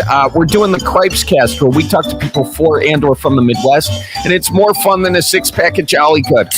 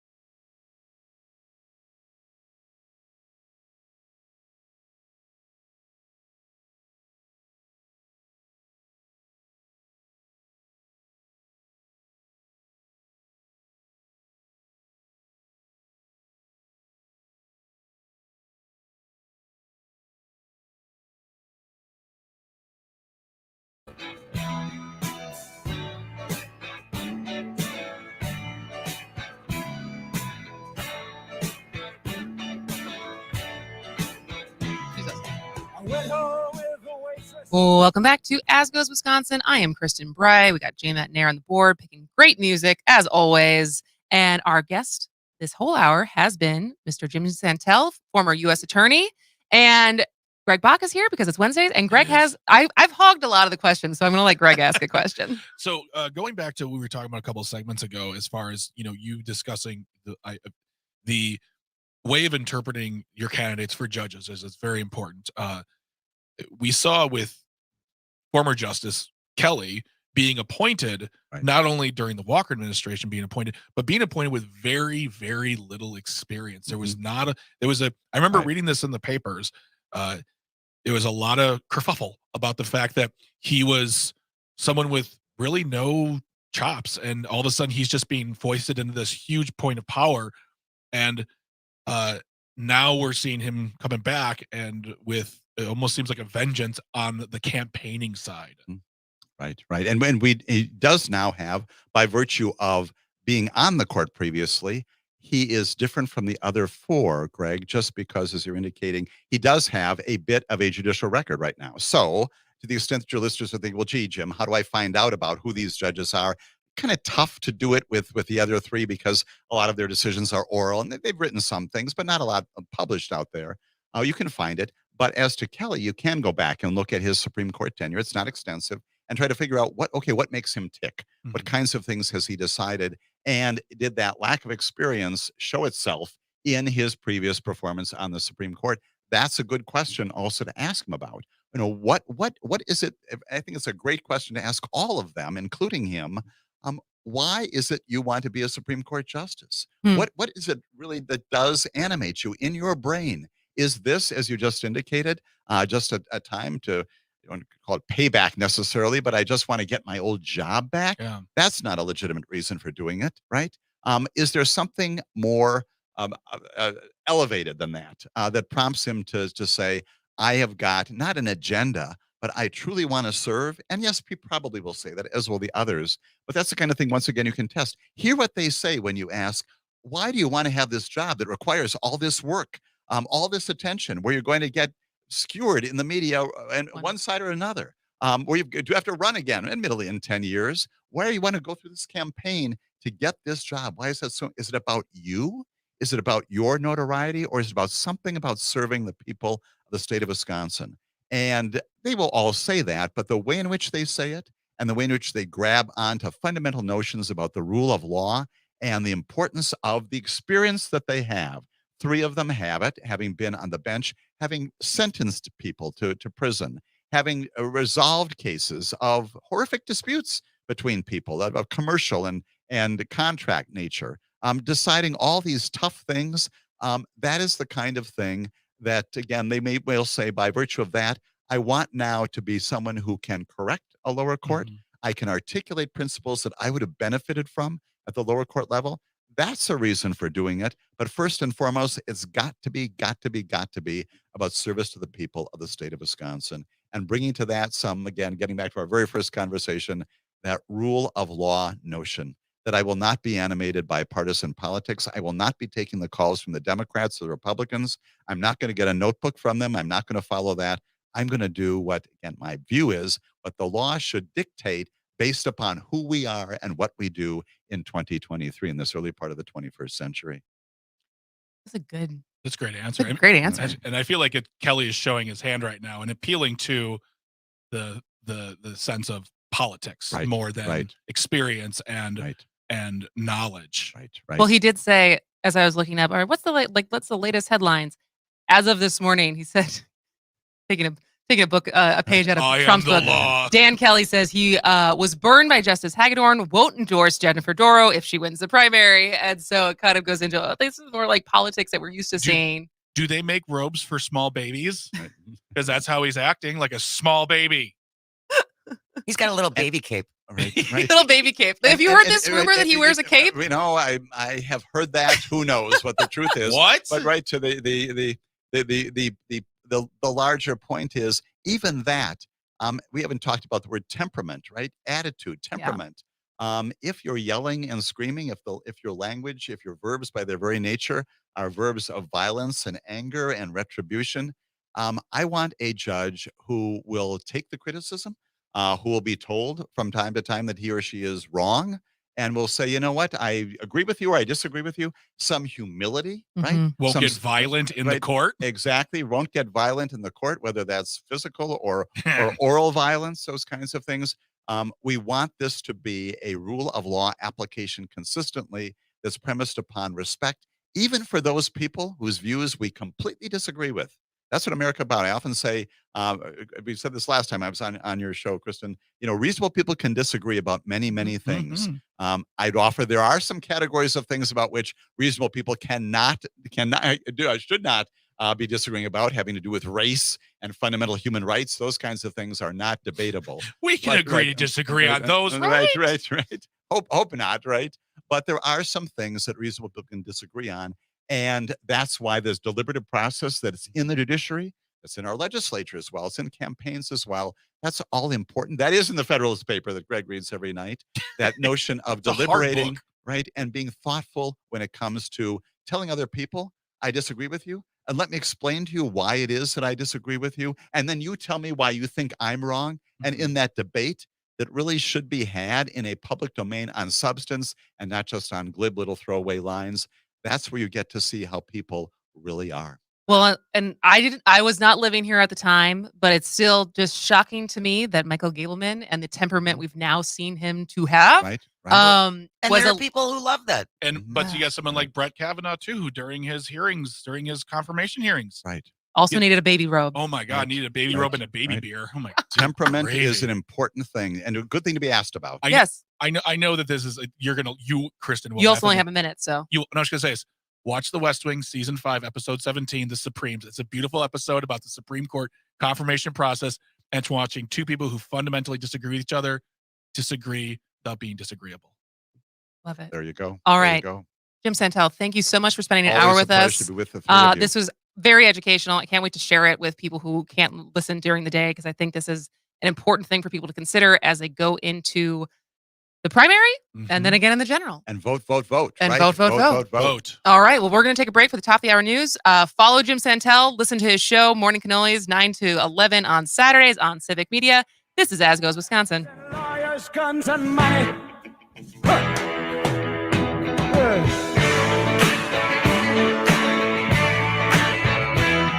Send lawyers, guns, and money.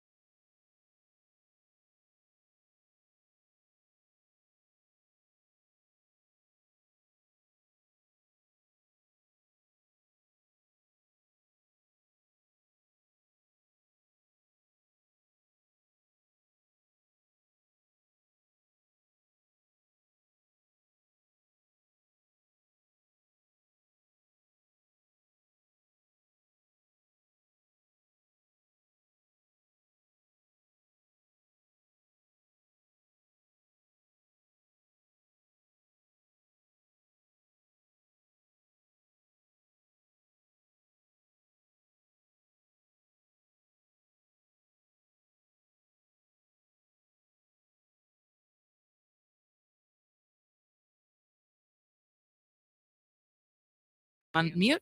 Hey, Brad, can you hear me? And it's more fun than a 6-pack of Jolly Good. Brad? Okay, the pride of Random Lake, that Jolly Good is. Anyway, it's on your Civic Media station and the Civic Media app. And do me a favor, tell your folks I says hi. Okay, real good. Hey, Brad, can you hear me? Jim Santelle. I can. Oh, great. All right. Now I can hear you too. Great. So we'll come back in about a minute and a half, and we'll go until about 1:18. And basically, we'll start with what CourageMKE is, the new property, and it's very conversational. Great. And also, Greg, didn't you say you have a friend who works there? Yes. Yes. I've known Jean since high school. She just talked about you yesterday. Oh, Jean. Stop it. Now you assumed it was good. Oh. No, okay. You're right. All right. Well, we got about a minute until we come back. Everyone. Crop dusting. That's exactly what I think people would be fearful of. I would not trust the Chinese government. I would trust people who really know about inhaling something and the good that it does you. Of course, I'm talking about Dom and Crute.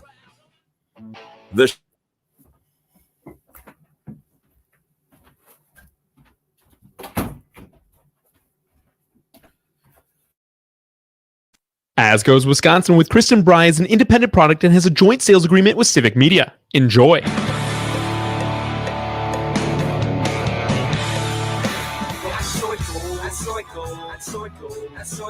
Welcome to the 1 o'clock no sour haha funny hour. Comedian, business owner, bearded American. It's Wednesday day. Moving Wisconsin forward, one joke at a time. This is Kristen Bry with As Goes Wisconsin. Yada, yada, yada. Hello, Wisconsin! Hello, Wisconsin. Welcome to the, what is it, Greg? The No Sour Fun Time Haha Power Hour. I think I screwed it up every single time I've said it since you came up with that last week. This is the 1 o'clock hour of As Goes Wisconsin, where we have way more fun. We talk about human interest stories, people who are doing good in the world, and no better person than our guest for this segment to talk about the good he is doing in the world and his organization is doing in the world, specifically in Milwaukee. But Brad Schlaikowski, did I say it right? That's close enough. Close enough. All right. Who is the co-founder of CourageMKE is joining us because I had read recently, I think this was this month, that you, CourageMKE, just bought a new building, which is very exciting. There you go. And so I am very excited to talk about that. But let's start from the beginning and tell people who are unfamiliar what CourageMKE is. Sure. CourageMKE is an organization to fuel a collaborative movement to ensure our LGBTQ plus youth around our state have the tools and resources needed to survive. We started it because we were foster parents. We were hearing stories of teenage girls that would come in and out of my husband and my home, of the bullying or the rejection or the horrific stories that they had because of who they were or who they loved. And so we decided we wanted to open a home for displaced LGBT youth. So this house has been open since March of 2019. Our goal has always been to open more throughout the state. But as we're finding over the last 4 years is that the state is sending these kids here to Milwaukee, which is providing them an opportunity to be in a community that is more accepting of them. I mean, we have kids that come from northern Wisconsin where there are no resources for anyone, really. Right? Even the adults. There's nothing. Right. So what we did learn, though, in the last 4 years is that when our residents are aging out of the social welfare system, or we get calls every single week from young adults that are over 17, that when they age out, there's very little to no resources provided to them. These children have been in the system sometimes since they were infants. So they've been through foster homes, residential treatment centers, group home. The average the average stay in the state of Wisconsin, I think, for a group home right now for 12 to 17 is approximately 35 days. So every 35 days, these kids are moving house to house to house. So regardless of the trauma that they experienced from whenever they were with their families, I would have to argue that moving around every 35 days is also a very traumatic experience. You know, we're very proud that our average stay for 2022 was 170 days for our kids, you know. But our goal with this new house that we purchased on Monday is to start Oh, Frozen. frozen. Well, maybe we should see if we can give Brad a call because unfortunately it was going so well. It was. It was going so well, And now we he's can't hear him. stuck. Brad, if you can hear us, it is frozen. Your computer's frozen right now, but it's if you want to call us at 844-967-2789. That's 844-967-2789. We can put you in through the phone and continue the conversation. But in the meantime, until we get your internet back or get you on the phone, I wanted to just talk. I think it's so interesting as far as exactly what he's talking about because there's the intersectionality, if we can use that word for this specifically, because I think there's so much about the fact that Brad, are you back? I'm back. I'm sorry. Yay. You know, the internet, not always the most reliable thing in the world. Sorry. So with the new, you got cut off right at the new house purchased on Monday and the goal of it. Yep. So we're going to offer supported independent living. You know, at this current house that we have right now, our staff are, I don't like to use the word, but they're parental figures, right? We're dealing with minors and they are parental figures. For this next phase, when kids move into independent living now, they're moved into a random apartment building where there's a contract with the county and a social worker comes and checks on them once a month. And here's a list. And we're stuck again. Stuck again. Do we have his number? Okay.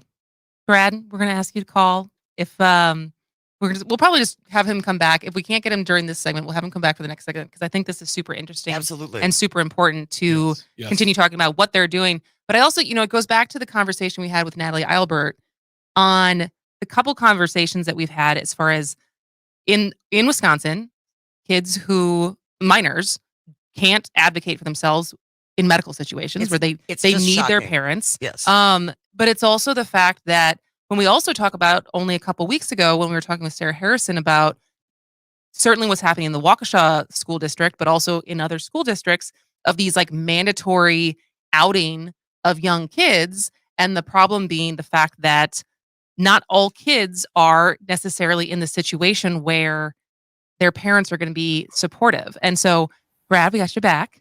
Do you want to give us a call and we can talk to you on the phone? And so that would be a hard line. I was using Wi-Fi. I hardwired in. Sorry. Okay. I was sorry about that.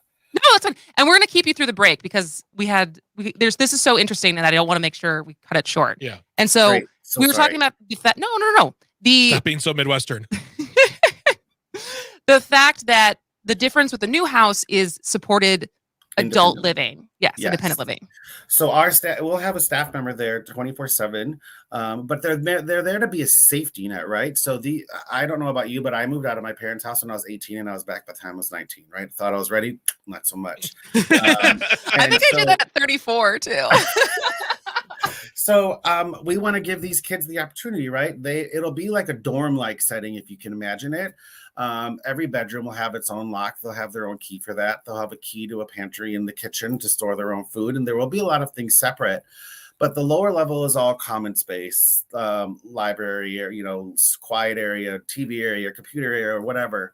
But we're trying to help these kids build a sense of community, right? A lot of folks in the LGBT community don't have families. So it is our hope that as we're teaching them life skills on how to be ready to be an adult, perhaps they make relationships in this community living situation that can last them a lifetime and be supportive for each other and maybe move out together successfully after their time at C2 Apartments. The number one priority is that we get a high school diploma, right? Or equivalent. If they're not doing that and they're working already, then we are going to ask for a percentage of their paycheck. But that goes into a separate account.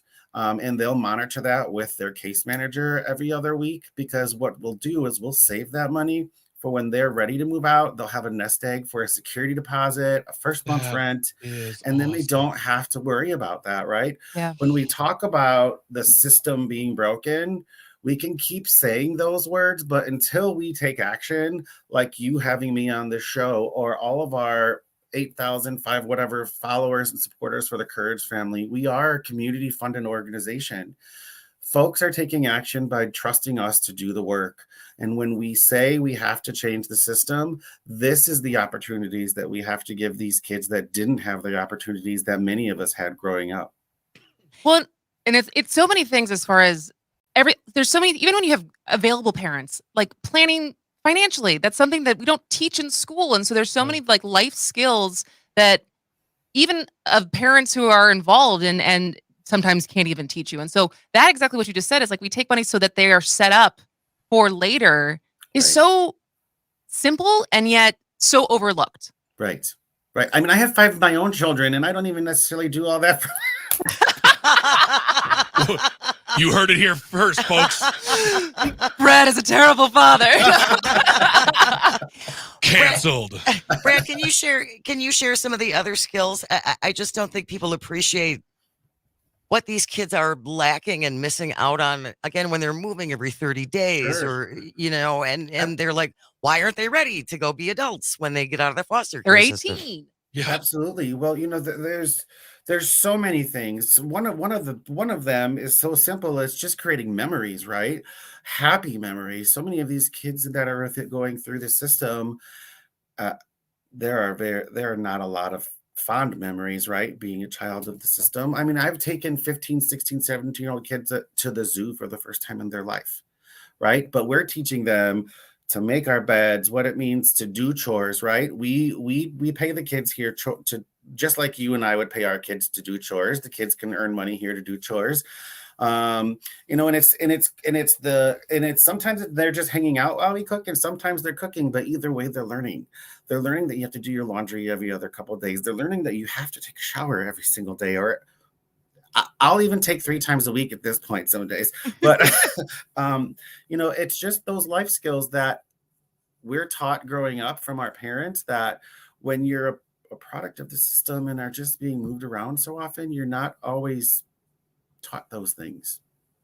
And so with, just to clarify, as far as the young people who, I guess is qualify the right word, or people who end up either going to be living in the independent living or have lived in the current house, is it the combination of both going through the foster care system and is LGBTQ, or is it also some kids who are just LGBTQ and just don't have a family unit, and so they're looking for community?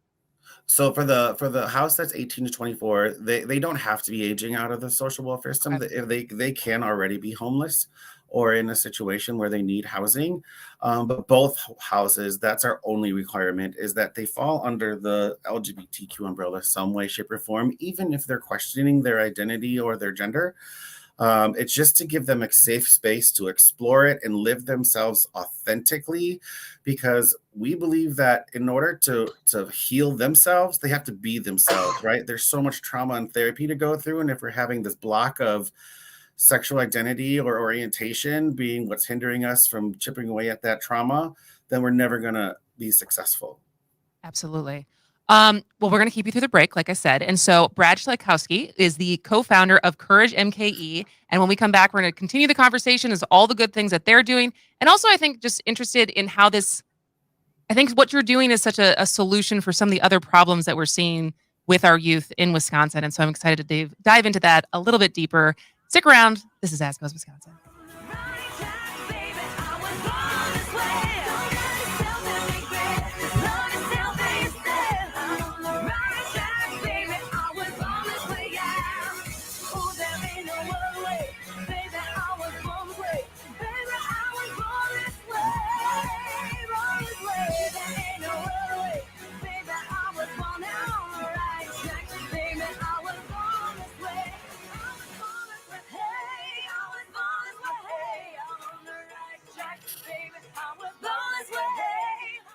Fear you may be missing out? We're always streaming on TuneIn and the Civic Media app. All right. Brad, you still there? Yep. All right, great. Well, thank you for being patient for us. And now I'm glad you're hardwired. This is so great. You were great. Jane, do you have any other? What else do you want to make sure we cover in the next 8 minutes? Because it is a shorter segment. Was written to rally the troops to fight slavery. Is that for me or for someone else? Oh, no, I'm talking to you, Brad. Oh, sorry. How can people help? Maybe. Yes. What we have, what our timeline is for this place. I'm not sure. Yeah, no, that's all good. Because I think one of the things I at least want to point out is a couple of weeks ago we had the conversation on the show as far as the different school boards across Wisconsin that are forcing teachers to potentially out students. And I'll say it on air, but maybe I'll come back with that, and then we'll end with how people can help and the timeline for the project. And I have a question too, if there's time. Perfect. All right, great. Up North News Radio with Pat Krylo airs at its new time from 6 to 8 a.m. weekdays across Civic Media. Missed your favorite show live on air? It's easy to find what you enjoy wherever you listen to podcasts, including Spotify, Apple, and Google Podcasts. And we're always streaming on TuneIn and the Civic Media app. Here's your updated forecast on the Shaw. Clear skies this afternoon with highs around 23. Southwest winds 8 to 15 miles an hour. Mainly clear skies tonight, lows around 14. A mix of clouds and sun tomorrow, daytime highs approaching 23. Single digits above zero Friday, turning much warmer on Saturday with highs in the low 30s. For Civic Media, I'm meteorologist Eric Height. Currently, it's 21 degrees. The Shaw 101 FM, WAUK 540 AM, Waukesha's only news talk station.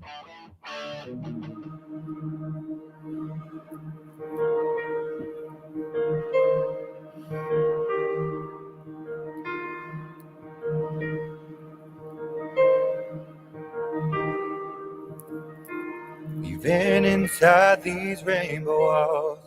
Well, welcome back to As Goes Wisconsin with Kristen Bry. Our guest this half hour is Brad Schlaikowski. There we go. Who is the co-founder of CourageMKE, which is a program in Milwaukee that helps house and help and a collaborative effort for LGBTQ youth.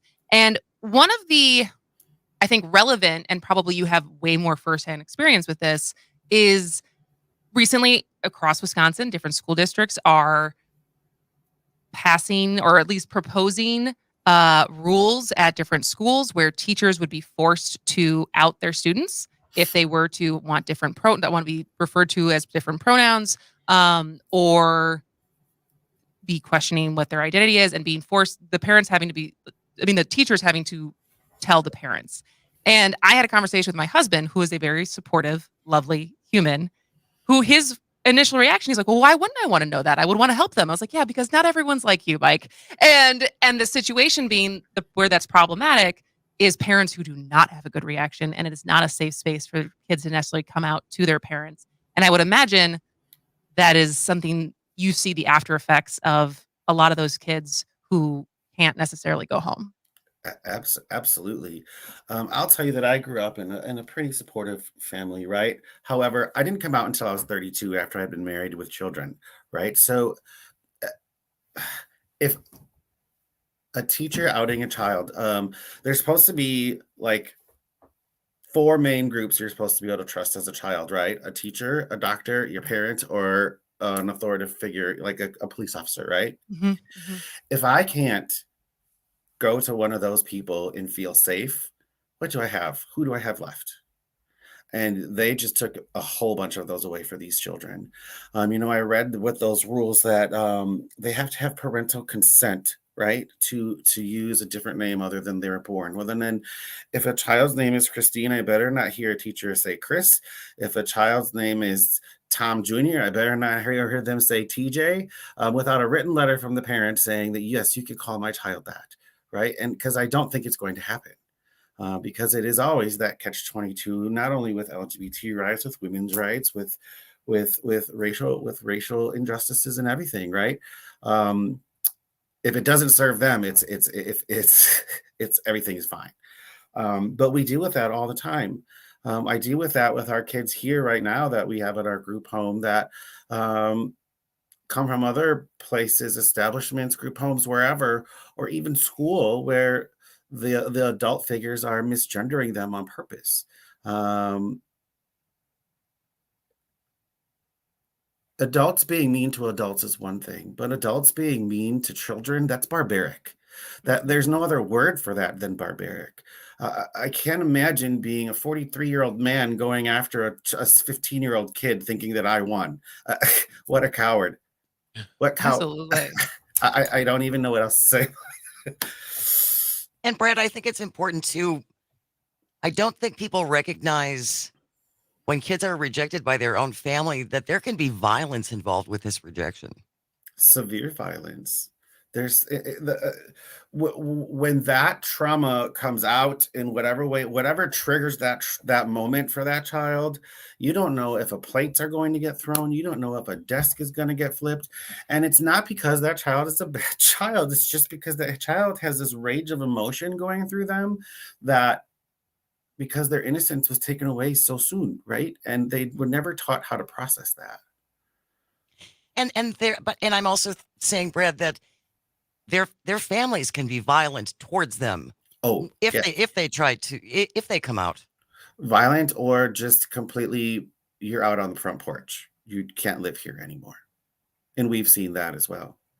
So, in the couple minutes we have left, I definitely want to get the information out there for anyone who's hearing this who wants to help, because as you said, it is a community supported organization. And so I certainly want to help. So how can I do that? We love volunteers, right? But we can only have certain volunteers in a house with kids. This is their home, so we don't want to make it like a zoo, right? But financial support is always so very much needed. The state only can give so much per child, but to give the level of care that we give, it's because of the generosity of the community. And if anyone is feeling generous and wanting to be part of the Courage family, you can go to gives.CourageMKE.org to support us. Follow us on all socials. There are fundraisers and events that throughout the year.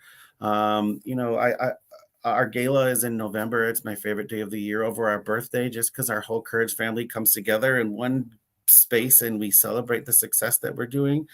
But if there's one thing that if I'd ask anyone listening to do is to tell 3 more people about Courage MKE today, right? That's how you create a movement, and that's how we create change, is by educating each other.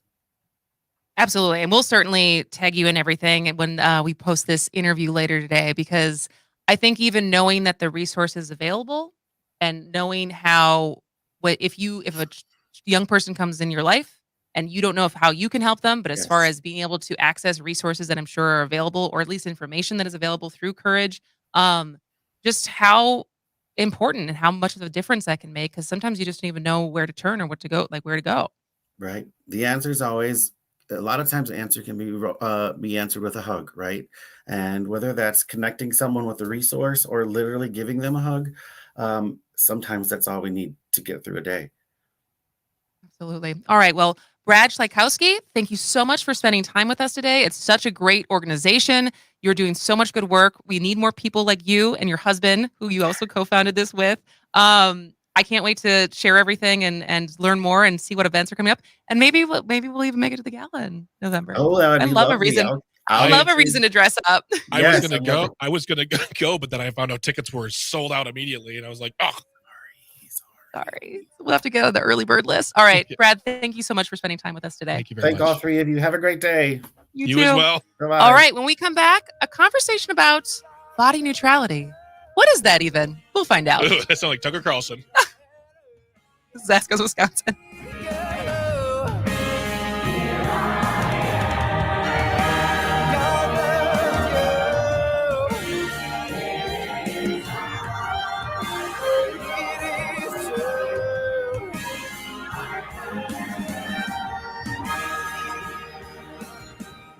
The Shaw 101 FM, your fix for progressive talk. From Big Bend to Menominee Falls. Always streaming at WAUKradio.com. CBS News brief. The FBI is now searching President Biden's home in Rehoboth Beach, Delaware. This is now the third FBI search linked to a location connected to President Biden. CBS's Adriana Diaz says it's part of the classified documents investigation. Football legend Tom Brady was up early on Twitter today. I'm retiring for good. Retiring for good, he says at age 45. He backpedaled on his announcement last year. CBS Sports NFL writer Tyler Sullivan says he leaves with 3 league MVPs and 7 Super Bowl titles. You look at what he was able to do over the amount of time he was able to do it, and that is what I think is going to be so hard to match there with Tom Brady. It's another day of flight cancellations and driving woes in parts of the South hit by snow and ice. 3 deaths are blamed on the weather. Texas transportation official Mike Peters. Can't eliminate every patch of ice. So the biggest concern we have are folks out there driving too fast. CBS News brief. I'm WAUK 540 AM, Franklin's choice for News Talk Radio. Streaming 24/7 at WAUKradio.com. From the Civic Media News Desk, I'm Jane McNair. Here's what you need to know. Wisconsin has seen an alarming increase in the number of suicides, jumping 32% from 2000 to 2020. The Green Bay Press Gazette reporting that suicide is now Wisconsin's 10th leading cause of death. In the last 3 years, suicide rates were higher among rural residents than urban residents, and overwhelmingly, the suicides were among men. The federal COVID-19 emergency declarations are set to end in May. That means control over things like testing and vaccines will be handed over to the pharmaceutical companies instead of the federal government. And while it only costs around $3 to make, Moderna plans to hike the price of a COVID-19 vaccine 400% to $130 per shot. That cost will soon fall on the consumer or insurance companies. I'm Jane McNair for Civic Media News.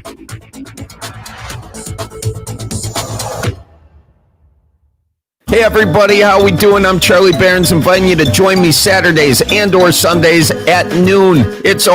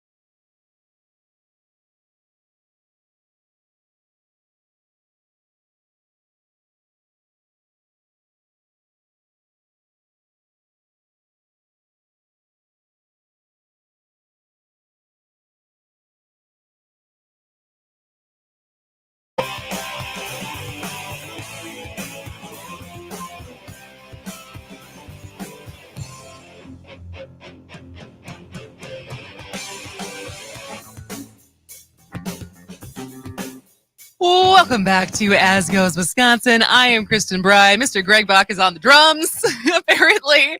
And Jane McNair just made Greg Bach's day with that. What song was that? That was Self-Esteem by The Offspring. Look at that. Well done. That is Bach. peak high school for me. Is it? Oh my gosh. The Offspring, Soundgarden, they were on the radio all the time in high school. Like a bunch of other bands. But for some reason, those two bands, every time I hear them, I think high school. One of the last pieces of advice on the 100 ways to improve your life slightly without really trying was re-listen to the records of your youth in the high school. I would put a little caveat on them, but don't listen to them too much. Find new stuff. Okay. Because I think sometimes people they lock onto that music, those things that bring you into nostalgia. And I think nostalgia can be a dangerous thing. Interesting. All right. Fair enough. Yeah. That's not the topic for this No, it's not. this segment, though. This No. segment. So I came across this headline and I thought it was interesting. Body neutrality. What it is and how it can help lead to more positive body, a more positive. Let me read it again. Woo! It's been a lot. There's been a lot going on. She's got a little bit of bourbon in her coffee, or a little too much caffeine. We'll see. Body neutrality. What it is and how it can help lead to more positive body image. Now, I, as someone who openly talks about the times when I was in LA, had a terrible eating disorder. I think now, in a lot of ways, with age for me, I still care, but it doesn't consume me like it did. But like working in an industry where your body is always looked at and so it's like these headlines and kind of the discussion around looks and body and how we talk about it and how we feel about it. Like I'm always drawn to it because I have such a personal experience with it. But I also am convinced that almost all of us do. I agree. And that like I can say without any shame that I had a eating disorder, but I also know very few women and even men who don't have disordered eating or didn't have a time in their life where they had disordered eating and just called it a diet. And it's interesting because as far as what I understand, body neutrality instead of body positivity, because I think when you think body positivity, we think celebrating your body no matter what size. And, then the backlash will be that doesn't look like Lizzo's not healthy, even though she's a vegan and I would dare anyone to do what she does on stage for 2 hours and still be able to sing on key. But that's another question. But like kind of the difference between what this body positivity movement and what body neutrality means and what I understand it in reading this is just treating your body as your body, and adjectives to describe your body should the goal being not to have positive or negative connotations with those words, but it's just descriptors. Like I am tall. That is an objective fact that for a woman at 5'10", I am well above average. You are tall potatoes. I am tall potatoes. And so I threw this out as a potential topic and you jumped on it. Yes, I did. So what are your feelings about this? A little bit of background really quick. For anyone who knows me knows that I used to, and I would still like to bring this back, used to host a podcast with my friend Carly Mallison called 8 Months Away from Being Fat Again. It was a health and wellness podcast about body image, body positivity, but all the things that go into what we're talking about here. And so I did a lot of research and studying and found out a lot about myself. It was supposed to be like a podcast about like, all right, we're going to get in shape. And then we realized, okay, we're not talking about getting in shape. We're talking about getting thin. And there's a difference. And that goes, and so like when you say something about, when you say body positivity, the first thing I think about is a Dove soap commercial. I think of a corporatization of a term that is being used to get money out of people to make them feel good about themselves in a moment. At the end of the day, we all do struggle with some sort of body image issue, and everybody is valid, and everybody, I hope that it's not as much as some other people. But when I see something like body neutrality, I think that's also cool. It's about being okay with it. This is who I am. This is the person. This is the person in my skin, and I'm doing the best I can to work towards being okay with that, if that's who you want to be. I think body neutrality might be harder than body positivity, because you can wake up in the morning, look at yourself in the mirror and go, dang, I look good. And you're looking at yourself with some rolls or maybe some body hair or some stretch marks or whatever that may be, but you're like, I'm embracing this. I think it's harder to say, I'm okay with this, because what you're doing is you are giving yourself credit, and you are giving yourself leeway to just be okay. And that is very hard to do. It's very hard to look at yourself in the mirror and not feel one thing or the other, whether it's high or low, but just to look at yourself in the mirror and go, I like this person. We're good. Whatever. I don't want to say whatever, but just this sense of I am at peace with who I am. So you feel like, I don't know how much of these are movements. We're using that word loosely as far as how people are prescribing to a certain mindset when it comes to how they feel about themselves. But you're saying that you think body positivity is more beneficial than kind of what's described here as far as body neutrality, which is just having it lowering the expectations that you just have to love your body all the time. Yeah, I think we should strive for body neutrality. Be okay with ourselves. Wake up in the morning, see ourselves, and be okay with the person. Put on our clothes, go to work, do your thing. I think body positivity isn't a bad thing as long as you're not buying into the hype, the special commercials, the products, all that jazz. And you can feel good about yourself. Okay, nerd. You can feel good about yourself. You can be happy about yourself. You can put yourself out in the world. I think you can take off your shirt for the first time ever, take a picture of yourself and put it on Instagram and still be body neutral because you are okay with that. I think body positivity also has a dark side to it because it almost feels like you have to love yourself at all costs or lie or push yourself to be in a place you're not there yet. You know, it's like I said, I see it more as of a corporate mentality than an actual mental movement. That's just me. That's just because I suffer with a host of body image issues, and I have since I was a little boy. And for me, when someone tells me like you need to love your body, I'm like, you need to shut up. Okay, you want to pay my shut your face. You're like the announcer from the WAA basketball game. You're like, shut up and do it yourself. Yeah, I mean, like I just think it's so easy for people to be like, you should love yourself. Well, yeah, you're right. I should, but that takes mountains of therapy. So let me just work on being okay with myself. I just think body neutrality is something that is. I think that's a place to strive for. I think neutrality that word has a bad rap to it too, because it almost seems like you're like, whatever. I don't think so. I think it's saying I'm good. And to think about that. Close your eyes. Think about that. Close your eyes and just say, I'm good. I am good. There you go. But because I think there's the inward and there's the outward of this conversation where it's like the in to out, the like starting on the inside for your own, how you feel about yourself and the work and the therapy and everything to be like in this world gestures wildly gesticulating wildly that even with things that are corporate ploys to make you feel included are still just ploys to get you to buy something. Yeah. Being like body positivity, Dove commercials, or even it's the combination of the like plus size mannequins. Mhm. And is that inclusive? Is that just trying to widen the audience of who's going to buy stuff? But also like, so there's like the inner work of how you apply what works for you to basically limit self-hatred. But that self-hatred comes from a society where we have there's beauty standards. Yeah. And even in the world of like, how do you talk to other people about their looks? And like what you said, as far as like, no, you should love yourself. Like, what would be is the better reaction just not to say anything about people's looks? I think, if I'm never going to comment on, like, if you came into the office and you were wearing a particularly smart outfit that I enjoyed, I would say something like that. I love your outfit. You look great in that outfit. It's really peachy keen. You're really peachy. Thank you, Jane. Thank you. But what I'm not going to do, and what I try not to do, because this is the thing, is to say to someone like, oh, you've lost weight. That is a loaded statement that can bring on a lot of feels. I probably talked about this before. I am a person who's lost and gained hundreds upon hundreds of pounds. And people think that just because you've lost weight means you can handle the compliments.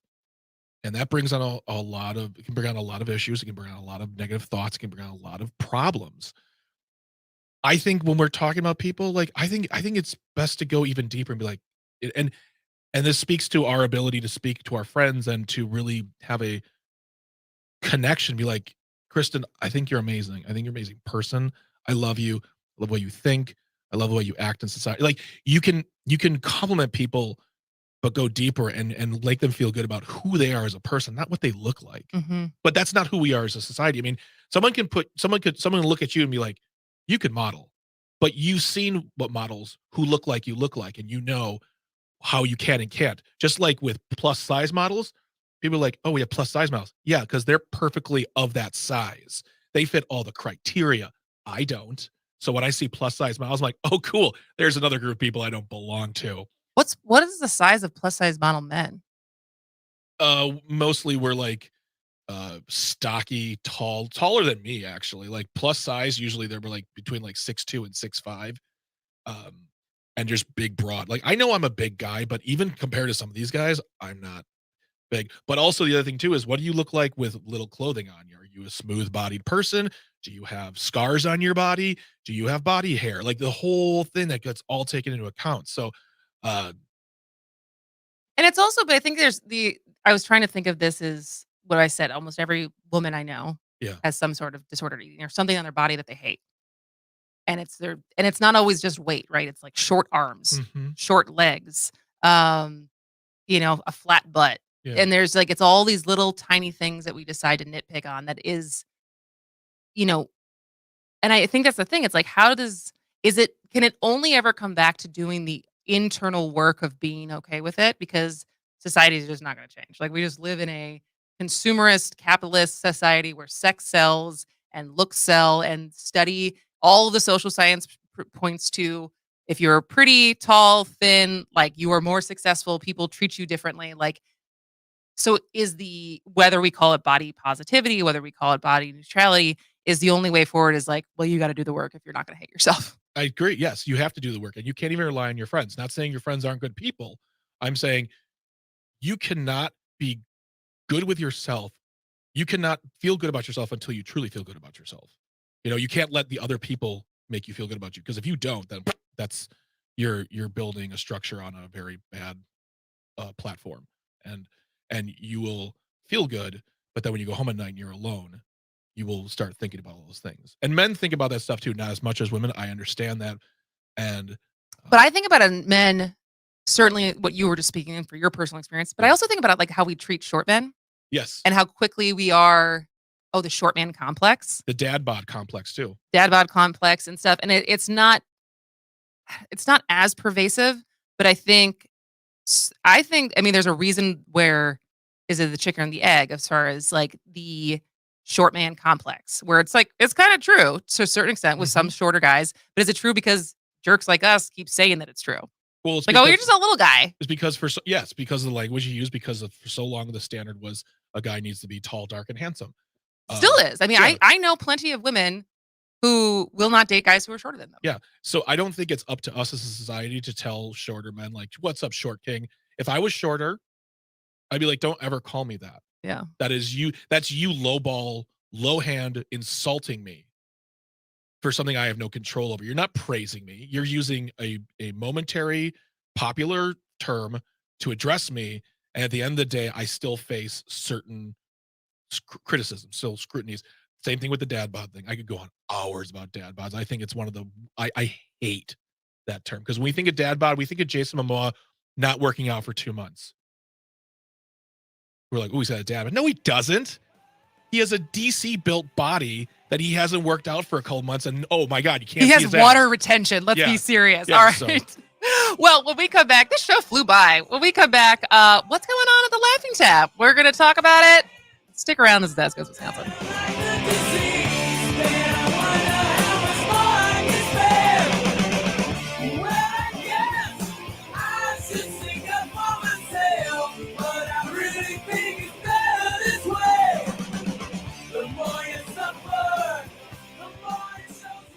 Hey, this is Matt from Design Garden. Remember when the internet was new?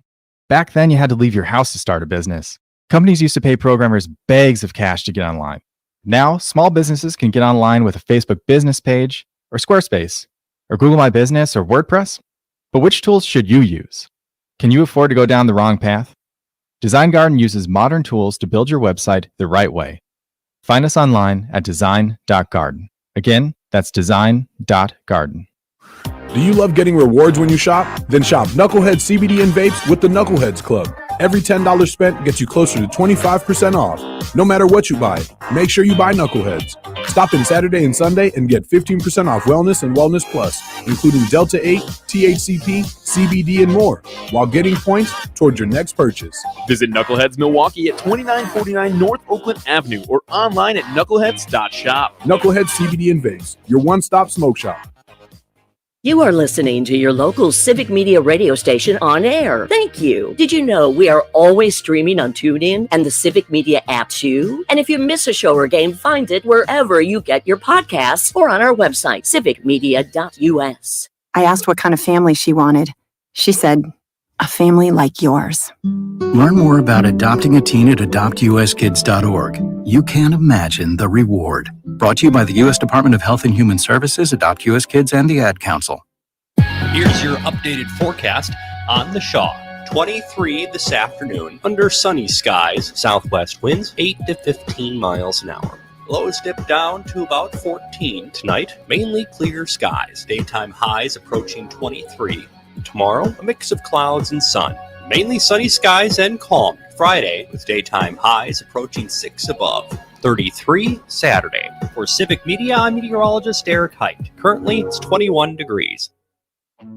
The Shaw 101 FM, New Berlin's choice for news talk radio. Streaming 24/7 at WAUKradio.com.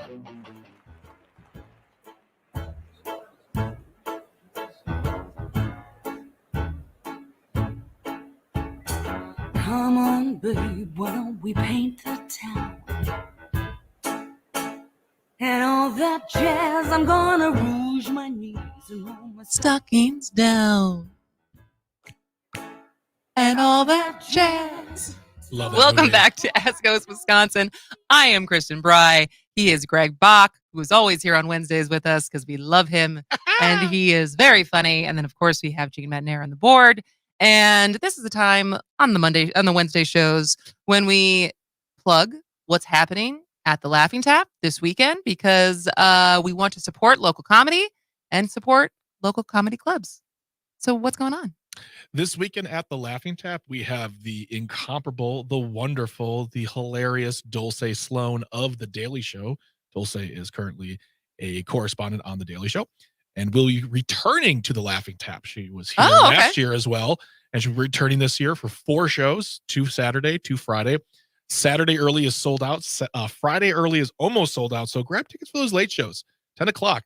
That's when the magic happens, folks. I mean, all the shows are going to be great, but man, those late shows. Ooh. And how much are tickets, Greg? $20. Thanks for asking, But Jane. that is truly a steal. And no drink minimum. And I think that's the thing, because usually, I mean, I don't know if I've been to another comedy club besides like open mics in the back of a bar somewhere in New York. But Why do you hate yourself? Well, yeah. But the most places you have to have at least 2 drinks. Yeah, we are one of the only comedy clubs in the country that does not require a 2 drink or 2 item minimum. Why did you guys decide to go that route? A couple reasons. One, it's I feel, and if there are other comedy clubs listening to this, I apologize, but this is our belief, is that is a huge imposition to put on a person. Because let's say you and Mike, you're going to go out to see a show at the Laughing Tap. That's $40 right there. Then I'm going to tell you, all right, you now have to drink 2 drinks apiece. That is at least $10 more. That's at least $20 more.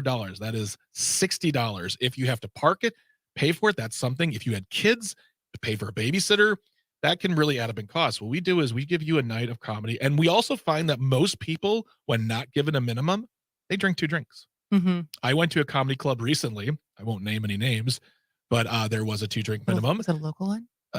Sort of. And I partook in non-alcoholic options for my 2 drink minimums, and I enjoyed a $4.50 glass of lemonade.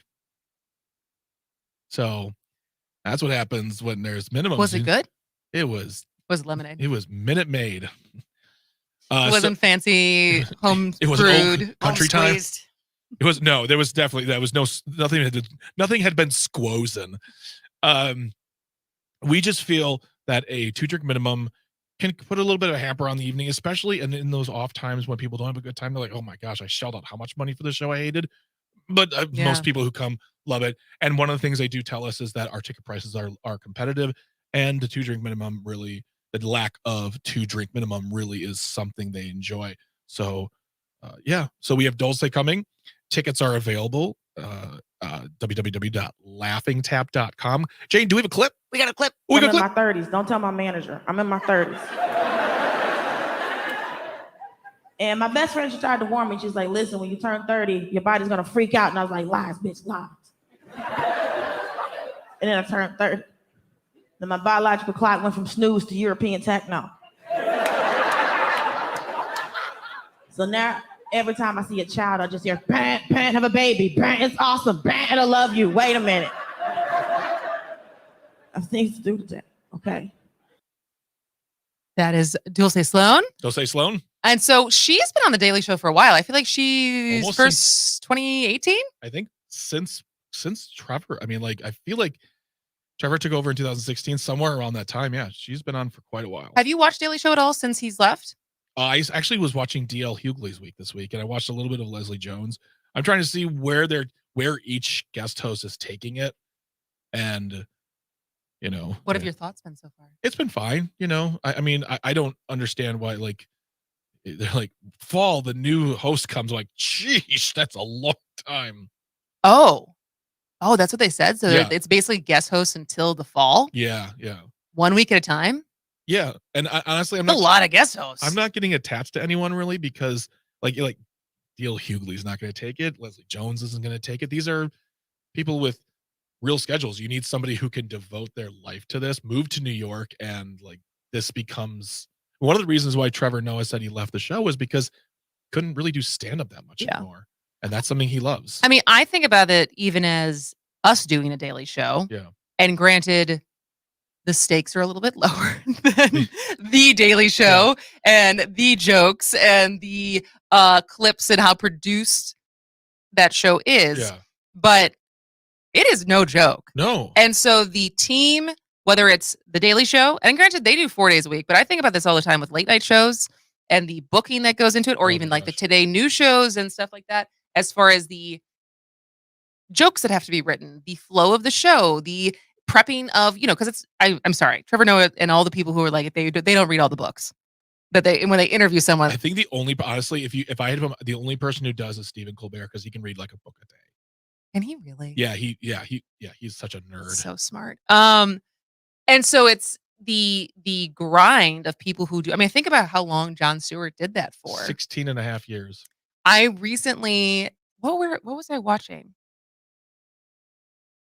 Was he just awarded some big award? Mark Twain Prize a couple years ago. So I think maybe this was when Steve Carell's speech about working with Jon Stewart, and they played the clip of Jon Stewart first addressed the show or came back on the show after 9/11. Mm-hmm. And he looked so young. I was like, oh my gosh, you did that show for so long. I remember watching that episode. I still to this day, when I watch that clip, I weep. Oh, yeah. Yeah. And then John Oliver too. Like, I mean, he only does a show once a week. And like the amount of research that goes into that show is absolutely phenomenal. Also, his clip on the Mark Twain is absolutely hilarious, because like, I have to assume if we're doing this, Jon Stewart's dead. So I'm just going to do it like this. I'm so sorry that Jon Stewart has passed. It is a great piece of television. Just that award ceremony, because it's just some of the funniest people ever. So going back to John Oliver last week tonight, they played a long game on that show. Oh, I mean, they really, it's incredible the amount of work they do on issues that you don't think about at all until they say, you're like, oh yeah, special districts. Oh yeah. Prosecutors. Subway. They did an entire episode on what a scam Subway is when it comes to franchisees and like how they run. Yeah, that is my, those two, that show and Daily Show is like the goal. All right. Creme de la creme. Yes. So yes, Dulce Sloan this weekend, 2 shows on Friday, 2 shows on Saturday. Saturday night early show sold out. Friday early is almost sold out. Get your tickets, laughingtap.com. Follow us at The Laughing Tap on the social medias. That's not confusing at all. Shut up. All right. And for us, that'll do it. We'll be back tomorrow at 11 a.m. Stick around for Dealing Tangents with Luke and Brian or The Chad Holmes Show. This has been As Goes Wisconsin.